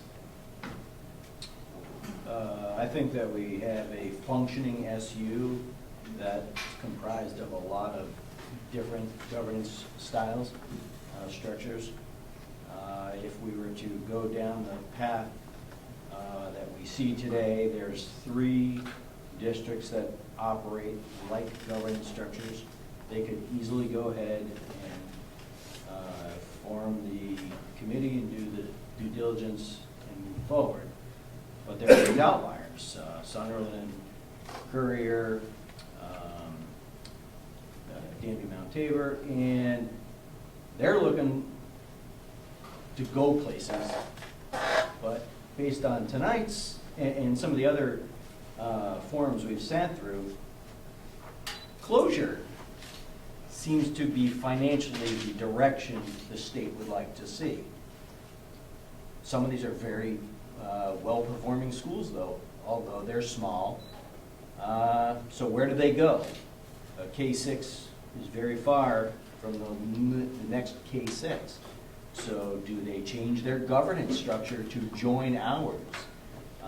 They remain a K-6, designate 7-8 to one of the 3, and we move forward from there. I think for the 3 big aligned governance structures here in our area, it could be an easy no-brainer, but that takes a lot of other parts in a functioning system and dismantles it. I'll make just a couple of quick points. I agree that it has been a huge distraction from what I think we should be focusing on. I think the supervisory union, and to Dan's credit, has done a tremendous job trying to wring as much efficiency and cost out of the number of schools that we have, the number of school districts, and to generate those efficiencies. And there's nothing currently that prevents us from working with other schools to share transportation, to share other resources. And the third point that I'll make is I'm very much in favor of local control, and Act 46 dilutes that. And Milton Friedman once said, nobody spends somebody else's money as carefully as they spend their own. And I've seen it. And it's much easier when you dilute local control to tell somebody else you're going to close their school, or to tell somebody else you're going to spend their money. I mean, if we make a bad decision in Manchester, we face our constituents in Shaw's, right? We see people around town who will give us a piece of their mind. I'm not going to see somebody from the mountain towns red. And so it's much easier for me to make a decision that affects them because I don't care. So, I mean, I do, but you understand my point. So I think diluting local control is just a bad idea. And the last point I'll make is I was elected to this board to look out for Manchester students and Manchester taxpayers. And I understand the goals of the state are more broad than that, but my focus and my mandate are very narrow. And so I don't really care about equity around the rest of the state. I care about the education of our kids and what it's costing our taxpayers. So. I'll tack on here, gave a diplomatic answer. Didn't want to speak for personal opinion, but we're all doing that now. So I'll give my personal opinion. The opportunities that we can see here. Now, for example, in this BRSU ecosystem that we have, if we became one SD, we could, decide to. We have all, Dorset, Manchester, Clubbrook. We have all these schools. We could all pool these resources together. If you live in Dorset, you could apply through our one board to send your kid to Clubbrook. We can have this all these new options. We could develop a magnet school if we wanted to. At Clubbrook could become a STEM school. Because we're in one district now, we become more nimble. We have more options. And to the local control point, we may be smaller. If the criticism is that it reduces local control. Well, we might not have much to control if we continue on the same path. We might not have many options. And if we revamp our governance structure, and we can, for example, we created that one large SD where, we might not have all K through 8 choice here, for the Rupert person here. Well, you could apply to send your kids to any of the schools within this area, potentially, and there would be some more options, and so we could have greater equity, greater sustainability, and more options. And I think that's good for control. Except that has nothing to do with the efficiency that the state is trying to create, right? Because it sounded to me like you're saying we should keep all the schools open. I didn't say that. Well, Yeah, you were saying that maybe the schools would take on different functions and different. Well, farther down the line, you have to assess what's feasible here, and maybe that's closing the school within this SD or whatever the structure you've arrived at, and and then you could have, and that's gonna be a draw to people around. Oh, you can move to Dorset, and you can apply to send your kid to wherever. This is farther down the line, but this is just an idea of the type of thinking. We can become more nimble. We have to get creative, and this governance structure allows us the opportunity to get more creative and get more options. Right now, throughout the state, I don't think that we have a lot of options if we're put in this fiscal box. So there's the 2 cents of it. I'm sorry, Mary Dada. My question is, Sunderland currently is what you would consider an anomaly in the state. We're one of the top performing schools in our SU. We are very cash friendly. We have we've maintained our tax rate for our taxpayers. We have had very little negative impact on the taxpayers, the amount of taxes they have to pay for education. I believe Mark referred to this. This law really is large district friendly. It is definitely for the larger schools. It is not for a small school. It's not a small school friendly bill. In order for us to merge, we were talking before the meeting, and we were saying, gee, it could be us, could be Courier, could be Shesbury. Maybe we could convince North Bennington to become a public school again. And you see how wide range that would be for those 4 schools but they all have the same governance structure, they're all K through 6. But they're in at least two different supervisory unions. One being a union, Mount Anthony is a union. High school. Unionized. So there are steps involved, which I read through the bill, that I don't quite understand about how dissolving, how you could get out of being part of a unionized school district. But there are certain restrictions. If that doesn't work, then your merger with the K-6 kind of falls apart. All right? Plus, we're so wide geographically. I have to ask the question, can K through 6 schools form one supervisory district if they're in different supervisory unions? Yes, I think so. So you could have 4 schools, 2 in one supervisory union and 2 in another supervisory union, and they could still be a supervisory district? Yes. Supervisory union goes away. Supervisory union goes away. If you have 900 kids, and I'm not sure you do. No, we don't. No, so, see? that's No, the we would problem. not, even merging those 4 small schools, we still wouldn't have 900 students. So what happens to the high school students in those 4 communities? Well, they have choice. All of them. Not all. No, Shasbury goes to Mount Anthony. Well, Not if that, they well, left. see, Not if they left. that's what I'm referring to in the law. So If you you're would part of count the- those students too? Pardon me? But you would count those high school students too? Yeah, but it's still not to 900. get- It's still not 900. It's still not 900. So we'd have to go further north in order to pick up another K through 6 school, in order to meet that 900 criteria. We might even have to pick up 2 schools. And they might not even be, we could be 2 hours away. But So you're- that's why last night that's you the don't point have I'm to have making here 900. is, this law is not designed to keep small schools together or to keep the governance structure intact. This law is designed for large schools and large schools only. When you have numbers like 900 students, even if we had 5, I can think of 5 small schools, they still wouldn't equal 900. And unfortunately, in Manchester? I don't, She's Sunderland. in Sunderland. Or your son.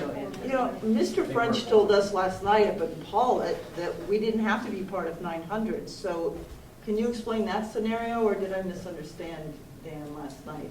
900 is only required for the accelerated option for a So their school doesn't have to do an accelerated option? Yeah, so you probably are still going to have to require to merge, but for instance, you could attempt to qualify as a red. A red requires 4 districts or 1,150 students, so there's other options. 900 only comes into play for the accelerated merger. So for example, the way, 4 districts. yeah, 4 districts. So for example, like Winhall and Stratton are having conversations. I think it's Winhall, Stratton, and Sandgate are having conversations, and then there's a 4th town. So they're working to come up with 4 districts so that they're going to merge into one. And here's another point that really gets, that I think is really important. We have to remember that we have a statewide funding mechanism, whether we like it or not. We have it. Some of us would love to get rid of it, but the reality is it's going to be really hard to get rid of it, if not impossible. We have a statewide funding system that is superimposed upon a hyper-local governance structure and a structure where everybody collectively is making individual spending decisions that we all collectively pay for. And the analogy I come back to is it's like going to a restaurant with a bunch of your friends, and you all, let's say 100 of your friends, and you sit down at the table, and you discover that at the end of the day you're going to split the check across everybody rather than everybody paying a la carte. And you look around and you see what your neighbors are ordering off the menu, and you just start ordering whatever you want as well, because there's no sense of real control. And that's the problem we have with this statewide funding mechanism. But where it has a real impact on smaller districts today is each one is its own discrete budgeting and tax entity. And when you have a district, and like I have some in my legislative district, like the town of Stratton, where they have very few students, they have just a few students that move in or out of that district, and particularly if they have like special ed students that move in and out of that district, it has a huge impact on their budget and their tax rates. And when you go up to Win Hall and Stratton, you see year after year, their tax rates it's like a yo-yo, because they have a very small student population that they're working with. So one of the advantages that's often lost in all of this is those guys are going to be able to form one district, one taxing and budget entity. It's going to smooth out a lot of the ripples that they have to deal with today.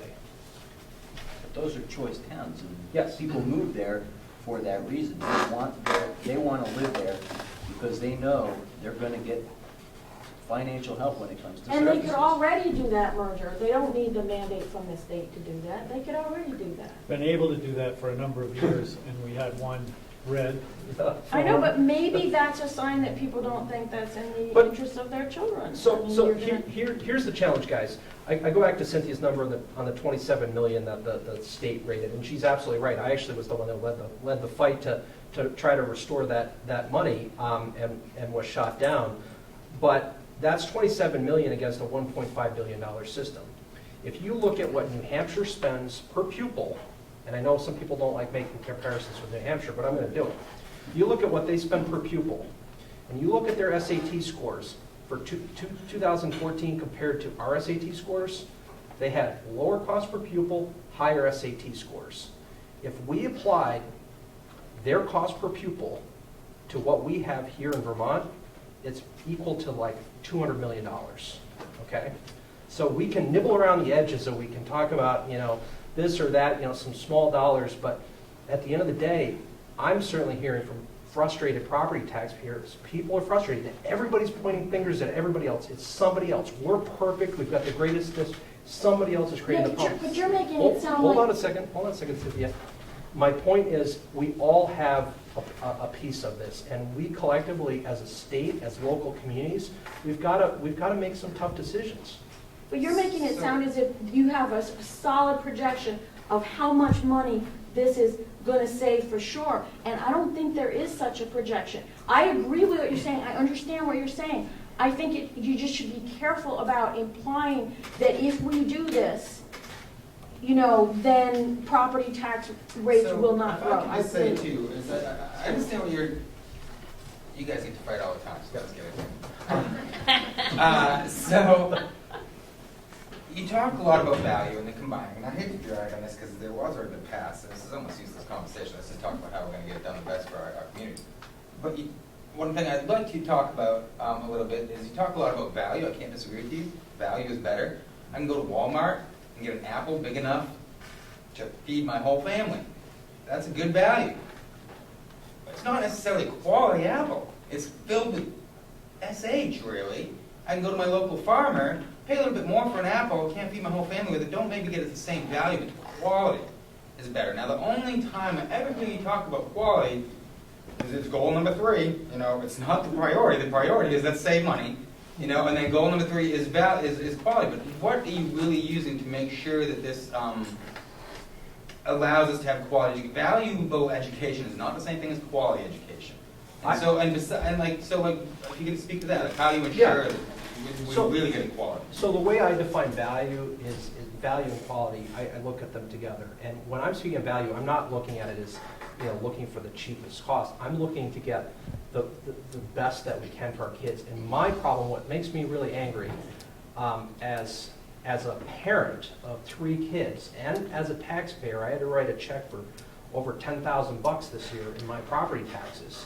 What makes me really angry is when we have high schools that only offer one foreign language, when we have high schools that aren't capable, One science teacher. have one science teacher, when we have high schools that have minimal AP courses for our kids, and we've got high schools that are 13 miles apart from each other. That one example where they only have one foreign language teacher, they have a driver's ed teacher. So they're paying for a driver's ed teacher, and when there's one 13 miles down the road. That's the kind of thing that drives me crazy, and that's the kind of thing that we're talking about here. So we have to find a way to spend our money to provide better opportunities. So maybe you could spin back to his question earlier, is what is your baseline of equity among all districts? Like, what is we gonna call, to make everything equitable, we have to define a standard. Say adequacy. So that's So a what do you, good- what do you, what do you That's a good decide? question. One provision, so I started out saying that most of the suggestions were to have larger school districts. Many of the suggestions were to have a number. And the number most often thrown out was $15,000. That we should just give school districts $15,000. They cannot spend a dime more than that on educating their children. It's plenty of money. Go do your job. And we didn't feel confident that picking a number out of the air of 15,000 was a legitimate thing to do. And so in the bill is a study that's going on right now. It's called an adequacy study. They've been done in many states across the nation in response to constitutional issues in those states. We're what's called an equity state. Our Constitution requires equity. There are many states that are adequacy states, and their Constitution requires that they adequately educate their students. So we asked the question, what is an adequate amount of money to spend on students for adequate education in Vermont? And we expect to get that answer. I think it's January 15th it's due. And that will feed this conversation, no doubt. At least. And again, we're just talking numbers, though. Like, my kid's education has nothing to do with how much money you spend on him. It has nothing to do. It has to do with like the quality of the teachers, the quality of the programs. It has nothing to do with the tests. It has to do with the quality of their recess time. I mean, education is. You can spend $1 million on people that I would consider to be retarded. Like, and the state should be idiots, you know. I mean. And the It's just state, like, you know, despite I the mean, fact that... It's not just a number. Despite the fact that our state constitution requires the state to be responsible for the education of its youth, the state has delegated that responsibility to local school boards for as long as we've been a state. So those questions you asked about how you spend money and finding quality teachers, those are the responsibility of local school boards.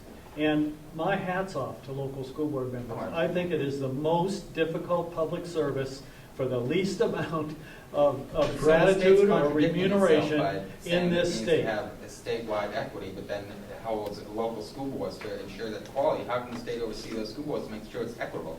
It doesn't line up with the Constitution to what you're Could have one school district for the entire state.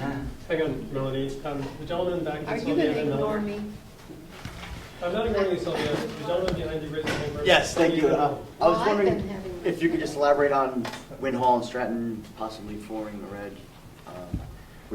Right now, Win Hall doesn't have a school at all except for the one independent school. Yep. So what would that mean for Win Hall residents going forward? No Would they difference. still have choice? Yep. But what does that mean in terms of Yeah, so. linking districts together? Yeah, so right now, the Win Hall School Board is in discussions with the Stratton School Board, and I believe they've talked to Searsburg, I believe they've spoken with Sandgate as well. Their goal, and same with Stratton, I can tell you, both Stratton and Win Hall, I've spoken with both their boards quite a bit. They're absolutely unified in putting together a structure that retains K through 12 choice. They're not going to deviate from it. As a red or as a new SD? As a red, yes, okay. yeah. And a red can be smaller than. Correct. You need four Yeah. players. Yeah. So the red might be something to think about instead of the new things. Yeah. The red is a school district. Yes. It's just smaller and done under an earlier provision of law. But you still have the local boards, don't you? And when does that expire? Doesn't that expire? No, Oh, it doesn't? no. Sylvia? I think we have neglected to concern ourselves with the products that we're working with, and that's our children. How do they fit into this expansion of ideas and bringing districts together? I myself like the idea of local neighborhood involvement. I don't like to see kids bust hither and yon. And in some cases, a parent might have one kid in a K through 6 school system, another kid in a 7 and 8 school system, and another kid in the high school system. Having to go in 3 or 4 different directions daily to accommodate their children. And some of those children would be riding the bus for several miles one way. And what happens when a child doesn't feel well?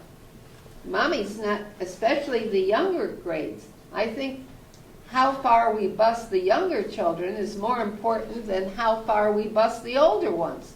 The older ones, eventually, if they're smart enough, will be living in another area and getting their education there when they go to college. This is what I'm speaking of. But I think we should consider the children and how far we're willing to bus them and how much we expect out of a family to be able to give proper attention to their children and having to go hither and yon to take care of their needs.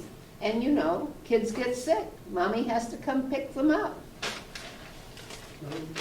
I want to ask specifically about the 4th goal that we ended up missing, which was on the slides, which is transparency. And I'm just curious what your thoughts about transparency are when we're talking about, you say you value local school boards. We're talking about getting rid of local school boards. We're talking about getting rid of the opportunity for local school boards to go to town meeting and explain the budgets and let the people talk about the budgets.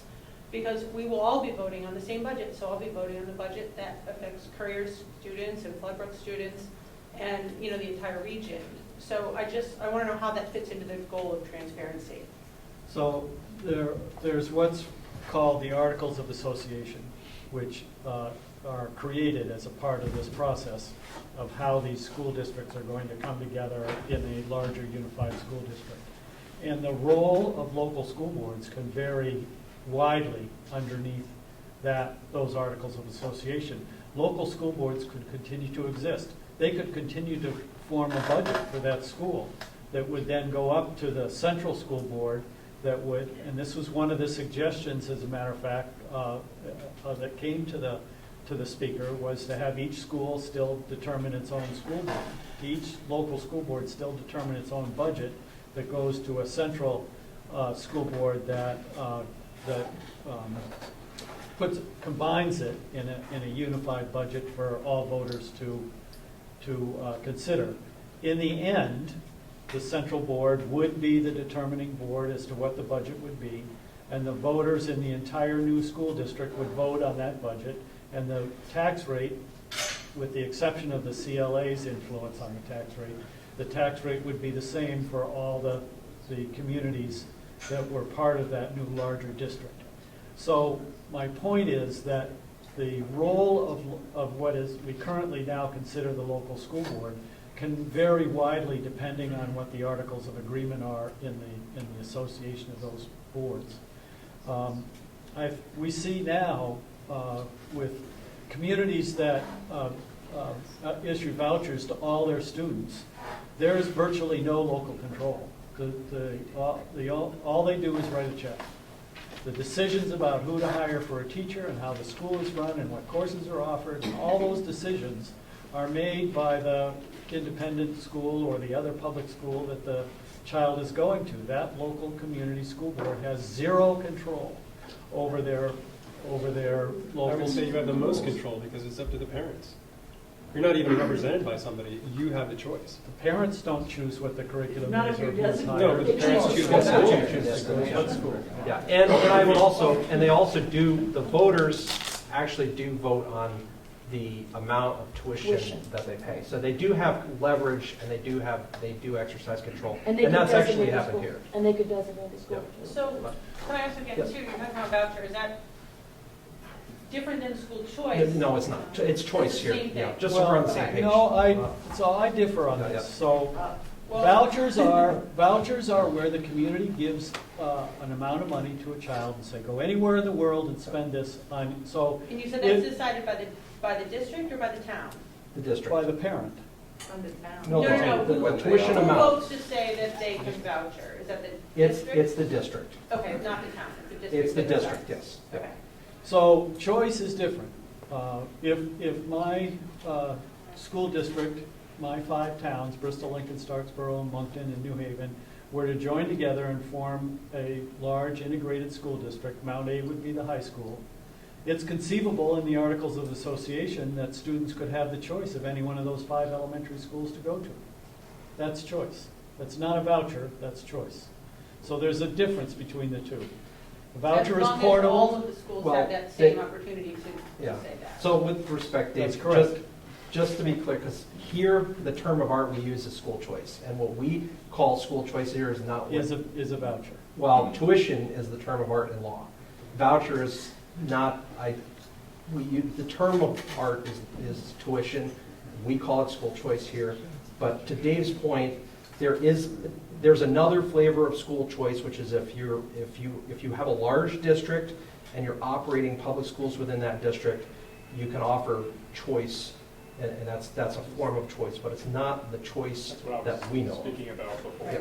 That- Yeah. But as long as it's within that district. Yep. Within that So district. if Yeah. 30% of our students that go to Arlington still can't go to Arlington, right? That's still, they're still Yep. designated. Fran, did you have a question? Several. Where do I start? With regard to some of the earlier slides that you showed, where student enrollment is down, but the costs are either up or kind of flat line, they haven't been reduced. Are you taking into consideration teacher salaries specifically and the number of teachers? I mean, it sounds like there's a lot of Teachers, paraprofessionals, bus drivers, school lunch people, administrators, secretaries, they're all in there. Okay, what about building maintenance costs, Yeah, that- busing? Not the maintenance costs, but the janitorial staff, the The people. staff, but But what like- about the actual costs costs. of, Yeah. 2000, whatever, when the gas prices went all Yeah. over the place? Right. What about the, Yeah. with regard to staff, what about the health insurance?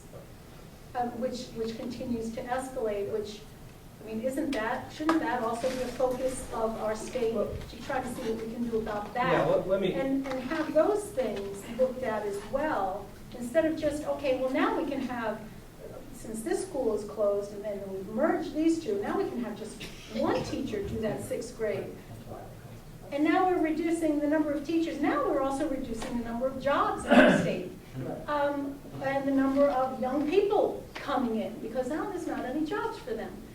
I just feel like it's just this vicious cycle, and it's all about the money. And how many people on these state agencies are in the trenches helping to make these decisions? That's a really big concern of mine, because you're not in there. And just to have numbers and bodies, it's not cutting the mustard for me. And it's not benefiting our children. So I come back to, I look at this from the perspective of a parent, and what we have, the issue we have is redundancy at the lowest level of services.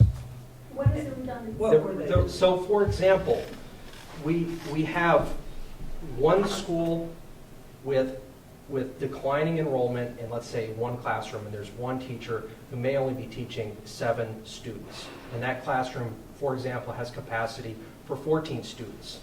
And then there's another school that has a teacher teaching that same course also with 7 students.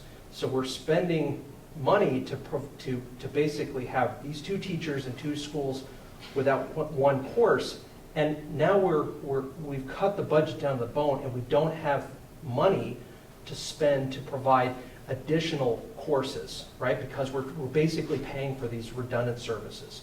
And that's my point. And that's where, if we can take a step back, there's an opportunity. This isn't necessarily about cutting costs. This is about getting more services for the money that we're spending, and being smarter about how we're using people within the system. And let me ask you this then, another question with regard, and I'm not up on this, and I'm kind of glad Martashian left, because I don't want to think this is an insult. But what about the independent schools who charge, or they have their tuition, and they continue to increase their tuition year after year after year?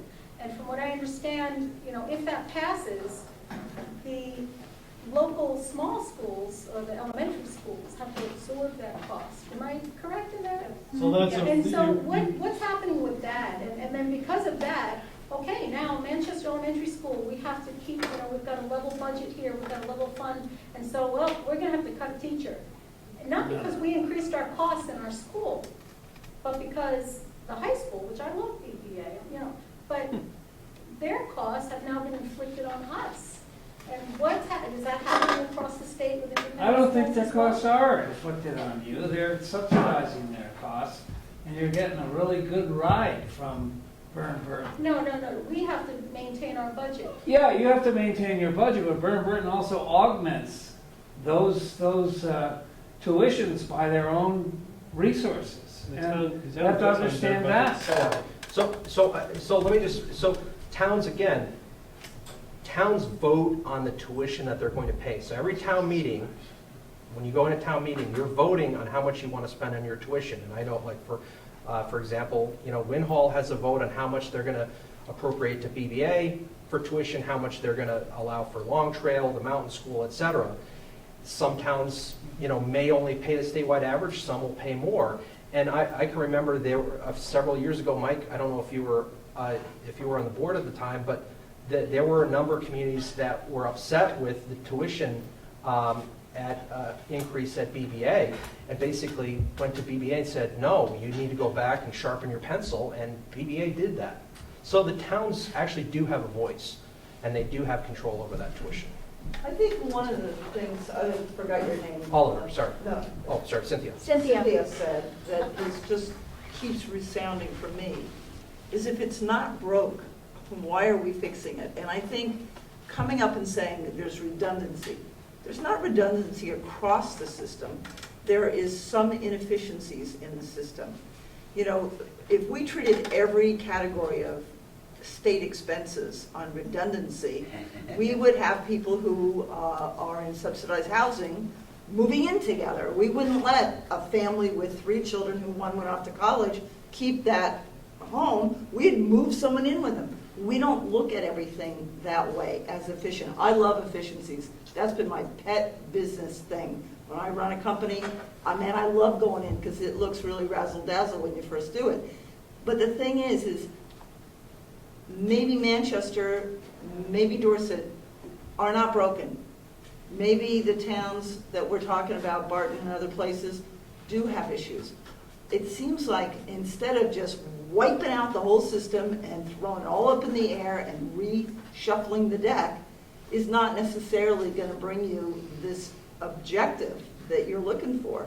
That going in and lasering in on the issues and the communities and saying, we want you to work towards these objectives, but not throw the whole thing out.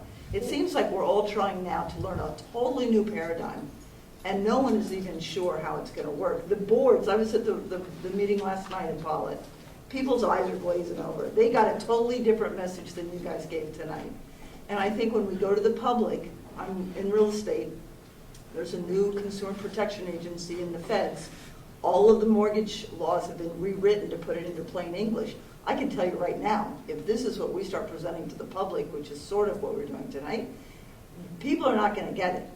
Unless we break it down and say, this plan of these 4 schools is going to have this impact on your house that's, assessed at $200,000, your house is assessed at $100,000, and then they still have income sensitivity. So how is anyone going to have a knowledgeable opinion about what impact any of these little different opportunities can be? I think you've just created a monster. Well, I think you raise a really fair point, and it's for particularly, and I'll take my own school district, the Mountain Town Red that I live in. And they have, high-performing elementary school. They have good size, and they're, I think the school board there would rightly look and say, well, hey, we have a good thing here. Why should we change? But they actually have room for 80 kids in the school, according to the principal.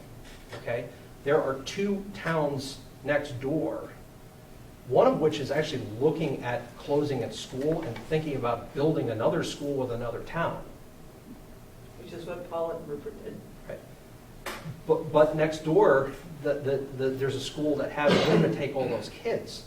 And if you put a bunch of kids, if you filled up those 80 empty desks at Floodbrook, the tax rate in the member towns would go down by 20 cents. So you don't think if you presented that in plain English to the population, they would say, that's a really good idea? What in the current law prevents those two school districts from doing exactly that? Nothing. If your numbers are right, it makes economic sense, Make the and the case. programs would expand, what in the current law, aside from Act 46, would prevent them from doing this? So that's been true for a number of years. And only one area in the state took advantage, the Mountain Red. There were efforts in many other areas of the state to move forward, but none did. And it wasn't until there was a sense of crisis. And if you don't think there's a sense of crisis, I guess, okay, keep spending. Look at the demographics. We're going to continue to lose students if we continue to keep our staff because we love our small school and it's the greatest thing in the world. And we're going to go from spending $1.5 billion to $1.8 billion on less than 90,000 students. And we're going to see continued increases in healthcare costs. And we don't have a problem? Fine, come up with the money. But I'll tell you what, when I knocked on doors to get reelected in my district, I heard an awful lot about the property tax is high enough, you've got to do something. Well, I'll tell you, you want to get retirees here? Stop taxing their Social Security. That has nothing to do with school tax. That doesn't have to do with property tax. That has to do with when you retire and you get Social Security in this state. I have people constantly either want to sell their house now because they figured this out and they're going to retirement, or they go through, one of these magazines like Kiplinger or something, and they go, hey, Vermont doesn't rate well for retirement because you tax my Social Security check. So there's other reasons. It's not just this Other reason. rating agencies find Vermont the excellent place But also, to retire. the thing is, this act is going to raise property tax rates for many, many districts. So it may eventually moderate if there's enough combination and closing and the efficiencies that Oliver, he's right, there are those places where you could do that, it's true. But the more people merge, the more of the merger incentives you're giving, the higher the property tax rate overall. Even the merging districts won't get the deal they think they're gonna get because the base rate is gonna go up.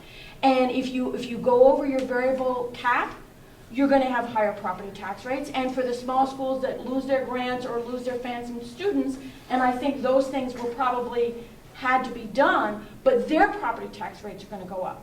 So, I think there's a lot of useful things in this act and a lot of opportunities that I think should be pursued. And I understand the frustration that people haven't pursued it. But anybody who thinks this is going to result in lower property taxes or even moderated property taxes anytime soon, I just don't see it. I disagree. Barbara? This is for the NEMS school board. When you're looking over all your options, will you be exploring the idea of maybe turning MEMS into an independent school? Well, that's not really, we go to the next, in the process, it goes to a study committee, right? And so our next step in the process. Would you be studying that? Well, but that study committee isn't comprised of just us. Some of us will be on that study committee. And so that's not solely a decision of just the school board. It's a study committee comprised of whoever's. Right, I just meant the exploration and try to put things together and see where things stand. Comparing one to another. I would think we have to look at all options. Yeah, I haven't heard that brought up by anyone aside from you, and yeah. No? Well, I absolutely appreciate you coming down and doing this and giving this presentation. I really would have appreciated, and maybe for future presentations you give, if instead of using other towns around the state that don't apply, can you take the time to look at what is happening regionally? Because those are the answers that we need. And what you're talking about in these other places, they don't apply to us. And while it's a great sales pitch for Act 46, it doesn't help us get to where we need to be. Yeah, hi, I'm newer to Vermont education. I had raised 2 kids in Oregon education, and they were going through a lot of these similar changes, a lot of consolidation needs in a very, very large state where you can't just bus one town to the next. A couple quick questions. One is, I'm trying to understand in Vermont, in this area in particular, how property taxes, which a big piece is education, how they literally doubled from 2003 to 2014. So I've been trying to study a little bit and look at what is the history. And I get that Vermont is very unique. I grew up here, I went to school in Woodstock. I get that we have a lot of little towns, and that's not going to change. That is the shape of Vermont. But what I don't really understand is if we look at consolidation and everything we can do to make that more efficient, how does private schools and choice work with that? Because this state is so unique in the choice aspect. So I tell friends in Pennsylvania, where we came from, some of the highest education in the state, high class sizes, 29 is the average elementary school size in Pennsylvania. But they don't have the option of picking an independent or a private school and having their tax dollars, part of their tax dollars, be given as a voucher. So those are kind of my two main questions, is how have they gone so high so quickly, and how does the choice or the voucher program fit into our future and making that continue to work and lower costs? So I'll take a stab at that. We've increased our costs from roughly $900 million to $1.5 billion over the last decade. Okay. And we've reduced the number of students from roughly 100,000 to 90,000. So when you divide the number of students less into the increased spending more, you get higher taxes. Okay. It's as simple as that. And to connect the question about vouchers with your comments earlier about if you're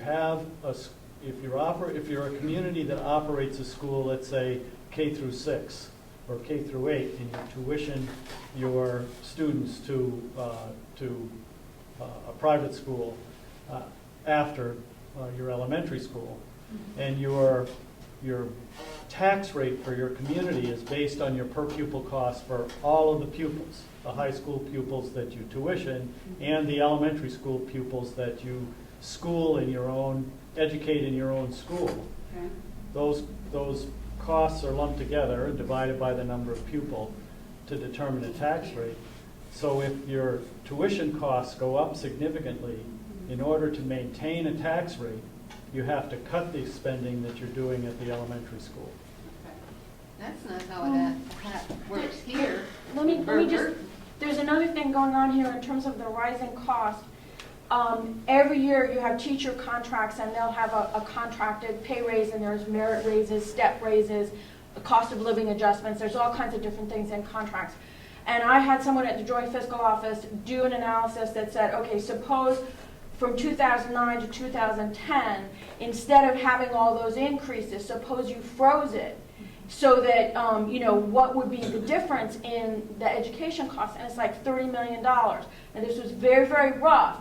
But what that's saying is that the raise is baked into the increases in compensation, and it isn't just the unionized teachers, it's all the staff that aren't necessarily unionized. It's like $30 million a year. Now, we have to pay for quality teachers to do the important work of educating our children, but we do have an issue in terms of how many teachers, which teachers, where are they? But it's very important to understand that built in right there, $30 million from those pay raises, that is 3 cents on the property tax rate right there.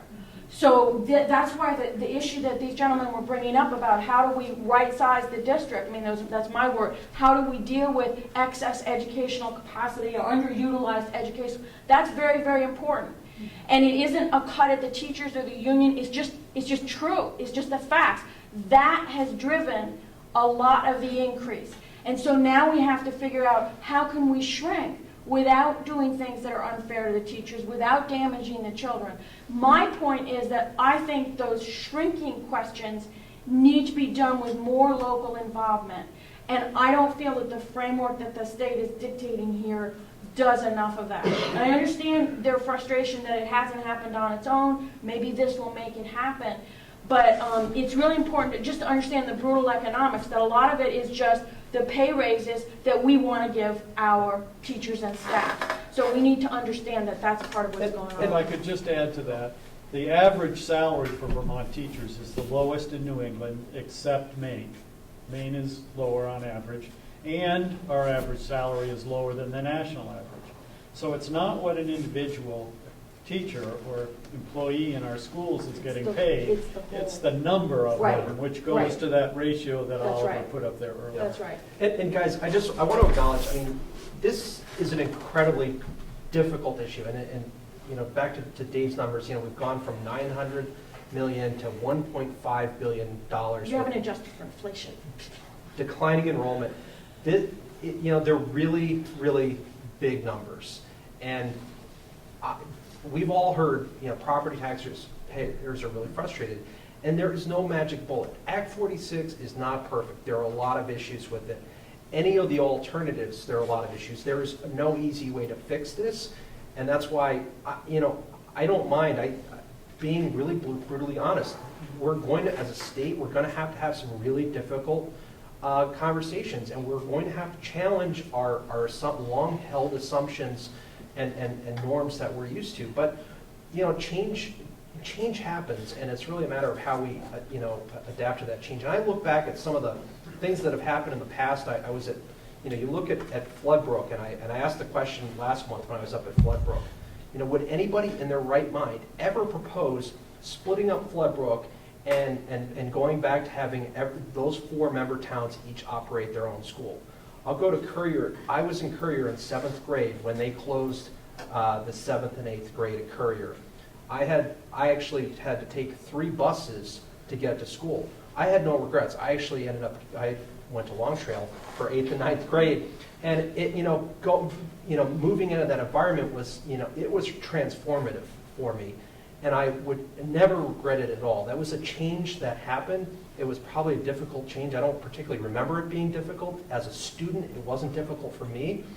I don't think anybody would ever propose putting 7th and 8th grade back in Courier. So change happens, and it's difficult, and it's really hard to talk about. But I think when we look at the changes that we've made as, throughout the history of our state, and we look back at the transformations that we've seen in our education system, I can't think of a change that we can look back and say, boy, building Floodbrook was a terrible mistake. We should close that down and go back to operating 4 separate schools in 4 different towns. But those were locally directed changes. Those changes you just described were locally directed. So are these. No, they are not. There's an imposed, centralized framework from the state. The amount of money's gone from 900 to $1.5 billion. Since I entered the legislature in 1997, when there were 105 kids, 5,000 kids, there are now 89,000 kids. What's the projection for the future? And what is it exactly? How many kids is it projected we're going to lose in the next 5-10 years? So the loss, I don't have the slide picture in my head or the numbers. The loss is not going to be as precipitous as it has been. It has begun to level off, but it will continue to decrease for the next decade. And then eventually maybe what? In Manchester, what is the school? In Manchester, what is your enrollment in the elementary school here? 387? 387. 387? Yeah. What's been the highest enrollment you've had here in the last 5 or 10 years? Oh, So you two you've lost 100 and some odd kids over the last 5 years. When I So Not 5 years. are you getting complaints from your taxpayers that property taxes are too high? We've done a good job of maintaining the tax rate very flat almost in the last Keeping 5 it years. flat? Yeah, we've had to make some. And how have you been able to do that with the enrollment dropping? Making cuts. Making cuts? Making cuts and finding efficiencies. Making cuts. And have those cuts affected the quality of the education you've been able to provide your kids over the years? Probably. In certain cases, yes. Have you cut out music, art? Have you cut out what? They've expanded. Language. Language. So you really do have the problem too. Yeah. And you have people here who are not making as many babies as we used to make in Vermont because people can't afford to do that. That's really one of the reasons. There are fewer kids coming into the schools because fewer babies are being made, and there are more kids on the upper end of the school who are leaving. Now, you could, listen, I think Vermont is the greatest place in the world to live. I drove here to a meeting over at the Long Trail School tonight on U.S. presidents that came here. It was gorgeous, the trip here. We have some of the best higher education schools in the country. Private, state schools doing incredible things. UVM has more kids applying to UVM. It's called the hottest school in a cool country. It produces more doctors, and most of them practice in Vermont. There are 5,000 alumni from UVM who live in Vermont. Those 5,000 alumni may have a partner, a husband, a wife. There's 5,000 more. They may have kids. There's a few thousand more. There are as many people moving into Vermont at an income level as there are moving out. There are not more people moving out. There are more people moving out in a certain age range, younger ones. Why? Because we have always thought it a good idea for our kids to have other geographical educational experiences. It's fun to go to Boston. It's fun to go to New York City. Kids grow, they mature, they become their own person by having different kinds of life experiences. So I think we should look at the best of what we've got and recognize, as we are trying to do, our problem and what can we do about it. Standing still is endemic. Standing still is going backwards. Doing nothing is staying the same, is going backwards. We have to realize that we have a problem, and that's what we've done. The problem is we're losing students, that property taxes are going up, people can't afford it. The average wage in Vermont, the median income is, or in our area, is $50,000, $60,000, less than 60, 50,000. With mortgages, with this, with that, with cars, with education, with clothing, with food, and on and on and on. People can't afford it. We're trying to lower the property tax. They're saying, well, this may not do it. Well, yeah, it may not.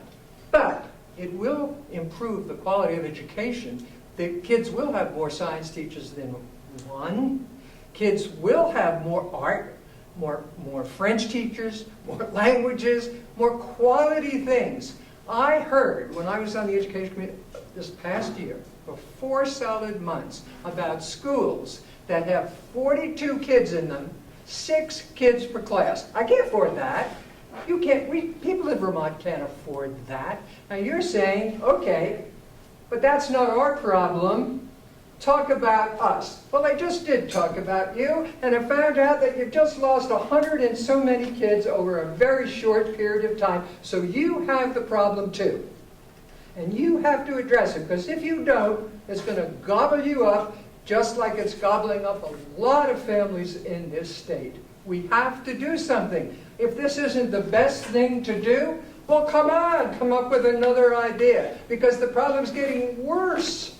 Thank you, We Alice. want to fix it and keep ourselves the great state that we are. Thank you, Alice. I just want to add, as far as talking about the tax rate. Sorry. Talking about the tax rate, or declining enrollment, and how the tax rate has stayed relatively flat for the educational rate. The effective tax rate in Manchester, I think, is lowest quartile, maybe lowest quintile in the state. And our select board will say, well, we got to keep our municipal tax rate is very, very low. And the select board says, well, we got to, this education tax rate, we got to watch out for this. Oh, we got to keep this municipal tax rate so low. So there's unintended consequences here as far as municipal tax rate goes, and our municipal services, that we need to think of as a larger pool of money here, and there's some other consequences that aren't as obvious. Could I just ask one question of David? Sure. On your committee, could you care to comment on the general opinion of the private schools that work in the state of Vermont and how your committee views them, I read a lot in the papers, I try to read a lot and listen a lot, and it seems to me that the committee generally has what I would consider perhaps a bias against private schools and hoping to move most of the schools into the public area. And I find this interesting in a state that has, I think it's 90 schools that are private and districts that have functioned for 100, 200 years. And yet the legislature seems to be moving in a direction of trying to phase those out. So if I were to characterize our committee, and Alice is a member of the committee, you can disagree with me or And qualify my I'm from Shaftesbury. I would say that opinions in our committee vary the entire spectrum. That there are members of our committee that believe that the entire state should be a voucher state. We should give every kid $15,000 to go spend on education. Go spend it wherever you want, private and parochial schools. All the way to the other extreme, the other end of the spectrum, where people believe that public schools is what we ought to have in a democracy, and every child should be educated in a public school. So the entire spread is in our committee, and I'm certain that it's throughout the legislature. I can speak for myself that I said earlier to this question. I don't think we would have extreme difficulty educating our children if it weren't for some of the quality independent schools in this state. And I mentioned specifically the traditional academies, Burr & Burton, St. Johnsbury, Thedford, and Linden. No, Sharon's not one. Sharon's not one. I personally have a problem, and I think it's ripe for an equity lawsuit with regard to our Constitution, where we have a school district in the state of Vermont that gives vouchers to any place in the world, and those students, some of those students from well-to-do families, use that voucher is limited by state law to the previous year's average tuition, and they go to a exclusive private school that the nominal tuition is many tens of thousands of dollars, $33,000, $40,000 is the tuition to that school. And the state tax dollars are less than $14,000. And the school is free to and does offer scholarships to students that they want. I know in my district, a student was offered a scholarship to be the quarterback on the football team. And so that was $13,000, and the family had to come up with $10,000 additional money. So I think that that's a really big problem with the equity provisions in our state constitution, because the only students that can take advantage of that voucher are students of children of means. And so I come down in the middle, that I think in many ways the private schools, the traditional academies in our state serve us very well. On the other hand, pure tuitioning, I have grave concerns about, constitutionally and philosophically. And auditing. They're not auditing. There's a lot of details in there about the, and maybe I should speak to that too. One of my concerns is that people advocate choice. Offering choice and having choice are two entirely different things.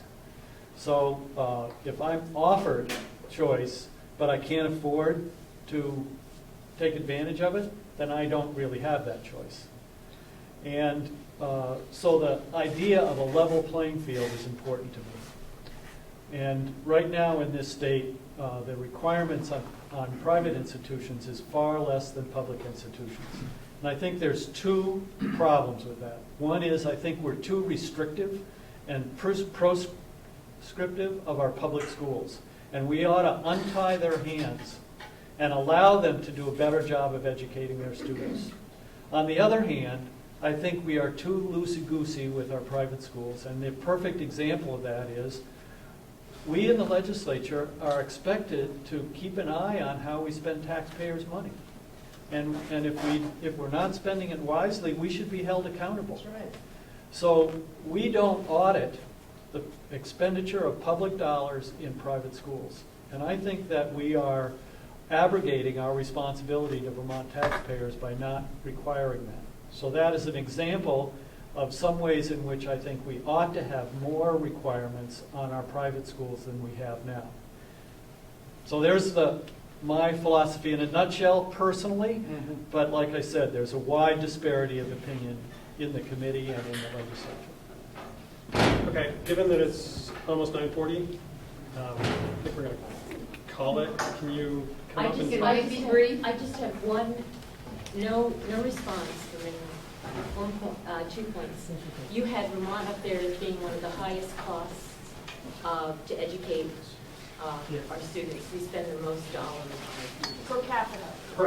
Right beside that was West Virginia. 6 years ago, West Virginia went through consolidation, and that doesn't make me feel good. But I will say in Act 46, you do have a section there that says you're going to go back after so many years and look at what you're doing. You're going to check on yourselves, and you're going to make sure that you really are achieving what you had anticipated, not only in the way of education, but also in the way of tax dollars. So that, I mean, seeing West Virginia up there did not make me feel good. But it seems like you are going to do something. Second point, since Madeline Kunin was governor in this state, which makes me very old, we have always applauded private school, different ways of education, Montessori, whatever it was, we have always applauded the many diversified educational institutions in the state of Vermont. I have never, ever done that. I have always asked myself the question, why do so many people seek alternate forms of education rather than Vermont public school? I have at least 10 elementary students in my town, in my small town of Sunderland, that do not use public school. And I often wonder, why don't people use public school? Their option. It's very reasons. There's a lot of reasons. That's a big There's a lot topic. of I'll be Sylvia, brief. can you be brief? I'll be brief. Thank you. What I can't understand, quite frequently, it was mentioned that there are school systems that only have 6 kids in a class, and they don't want to reduce their staff. I don't understand why you can't, in this day and age of computers and all sorts of electronic devices, where kids are very adaptable to those things, most school systems have a lot of them in it, that we don't direct our education to the children in terms of how to use these tools to their best advantage. Now, I think that probably is being done. And consequently, I don't know why in a situation where a teacher only has 6 kids that she can't have 12 or maybe 18. In other words, reduce staff. I cannot understand why staff can't be reduced. Also, teachers teaching more than one subject. I taught school myself for several years, over 20.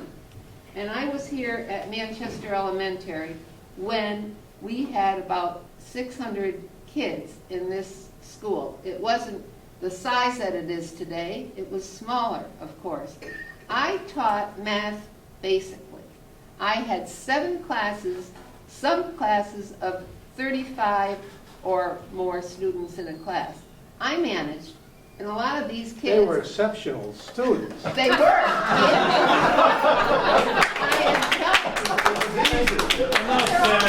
Thank you. And today, but I don't know why we can't reduce that.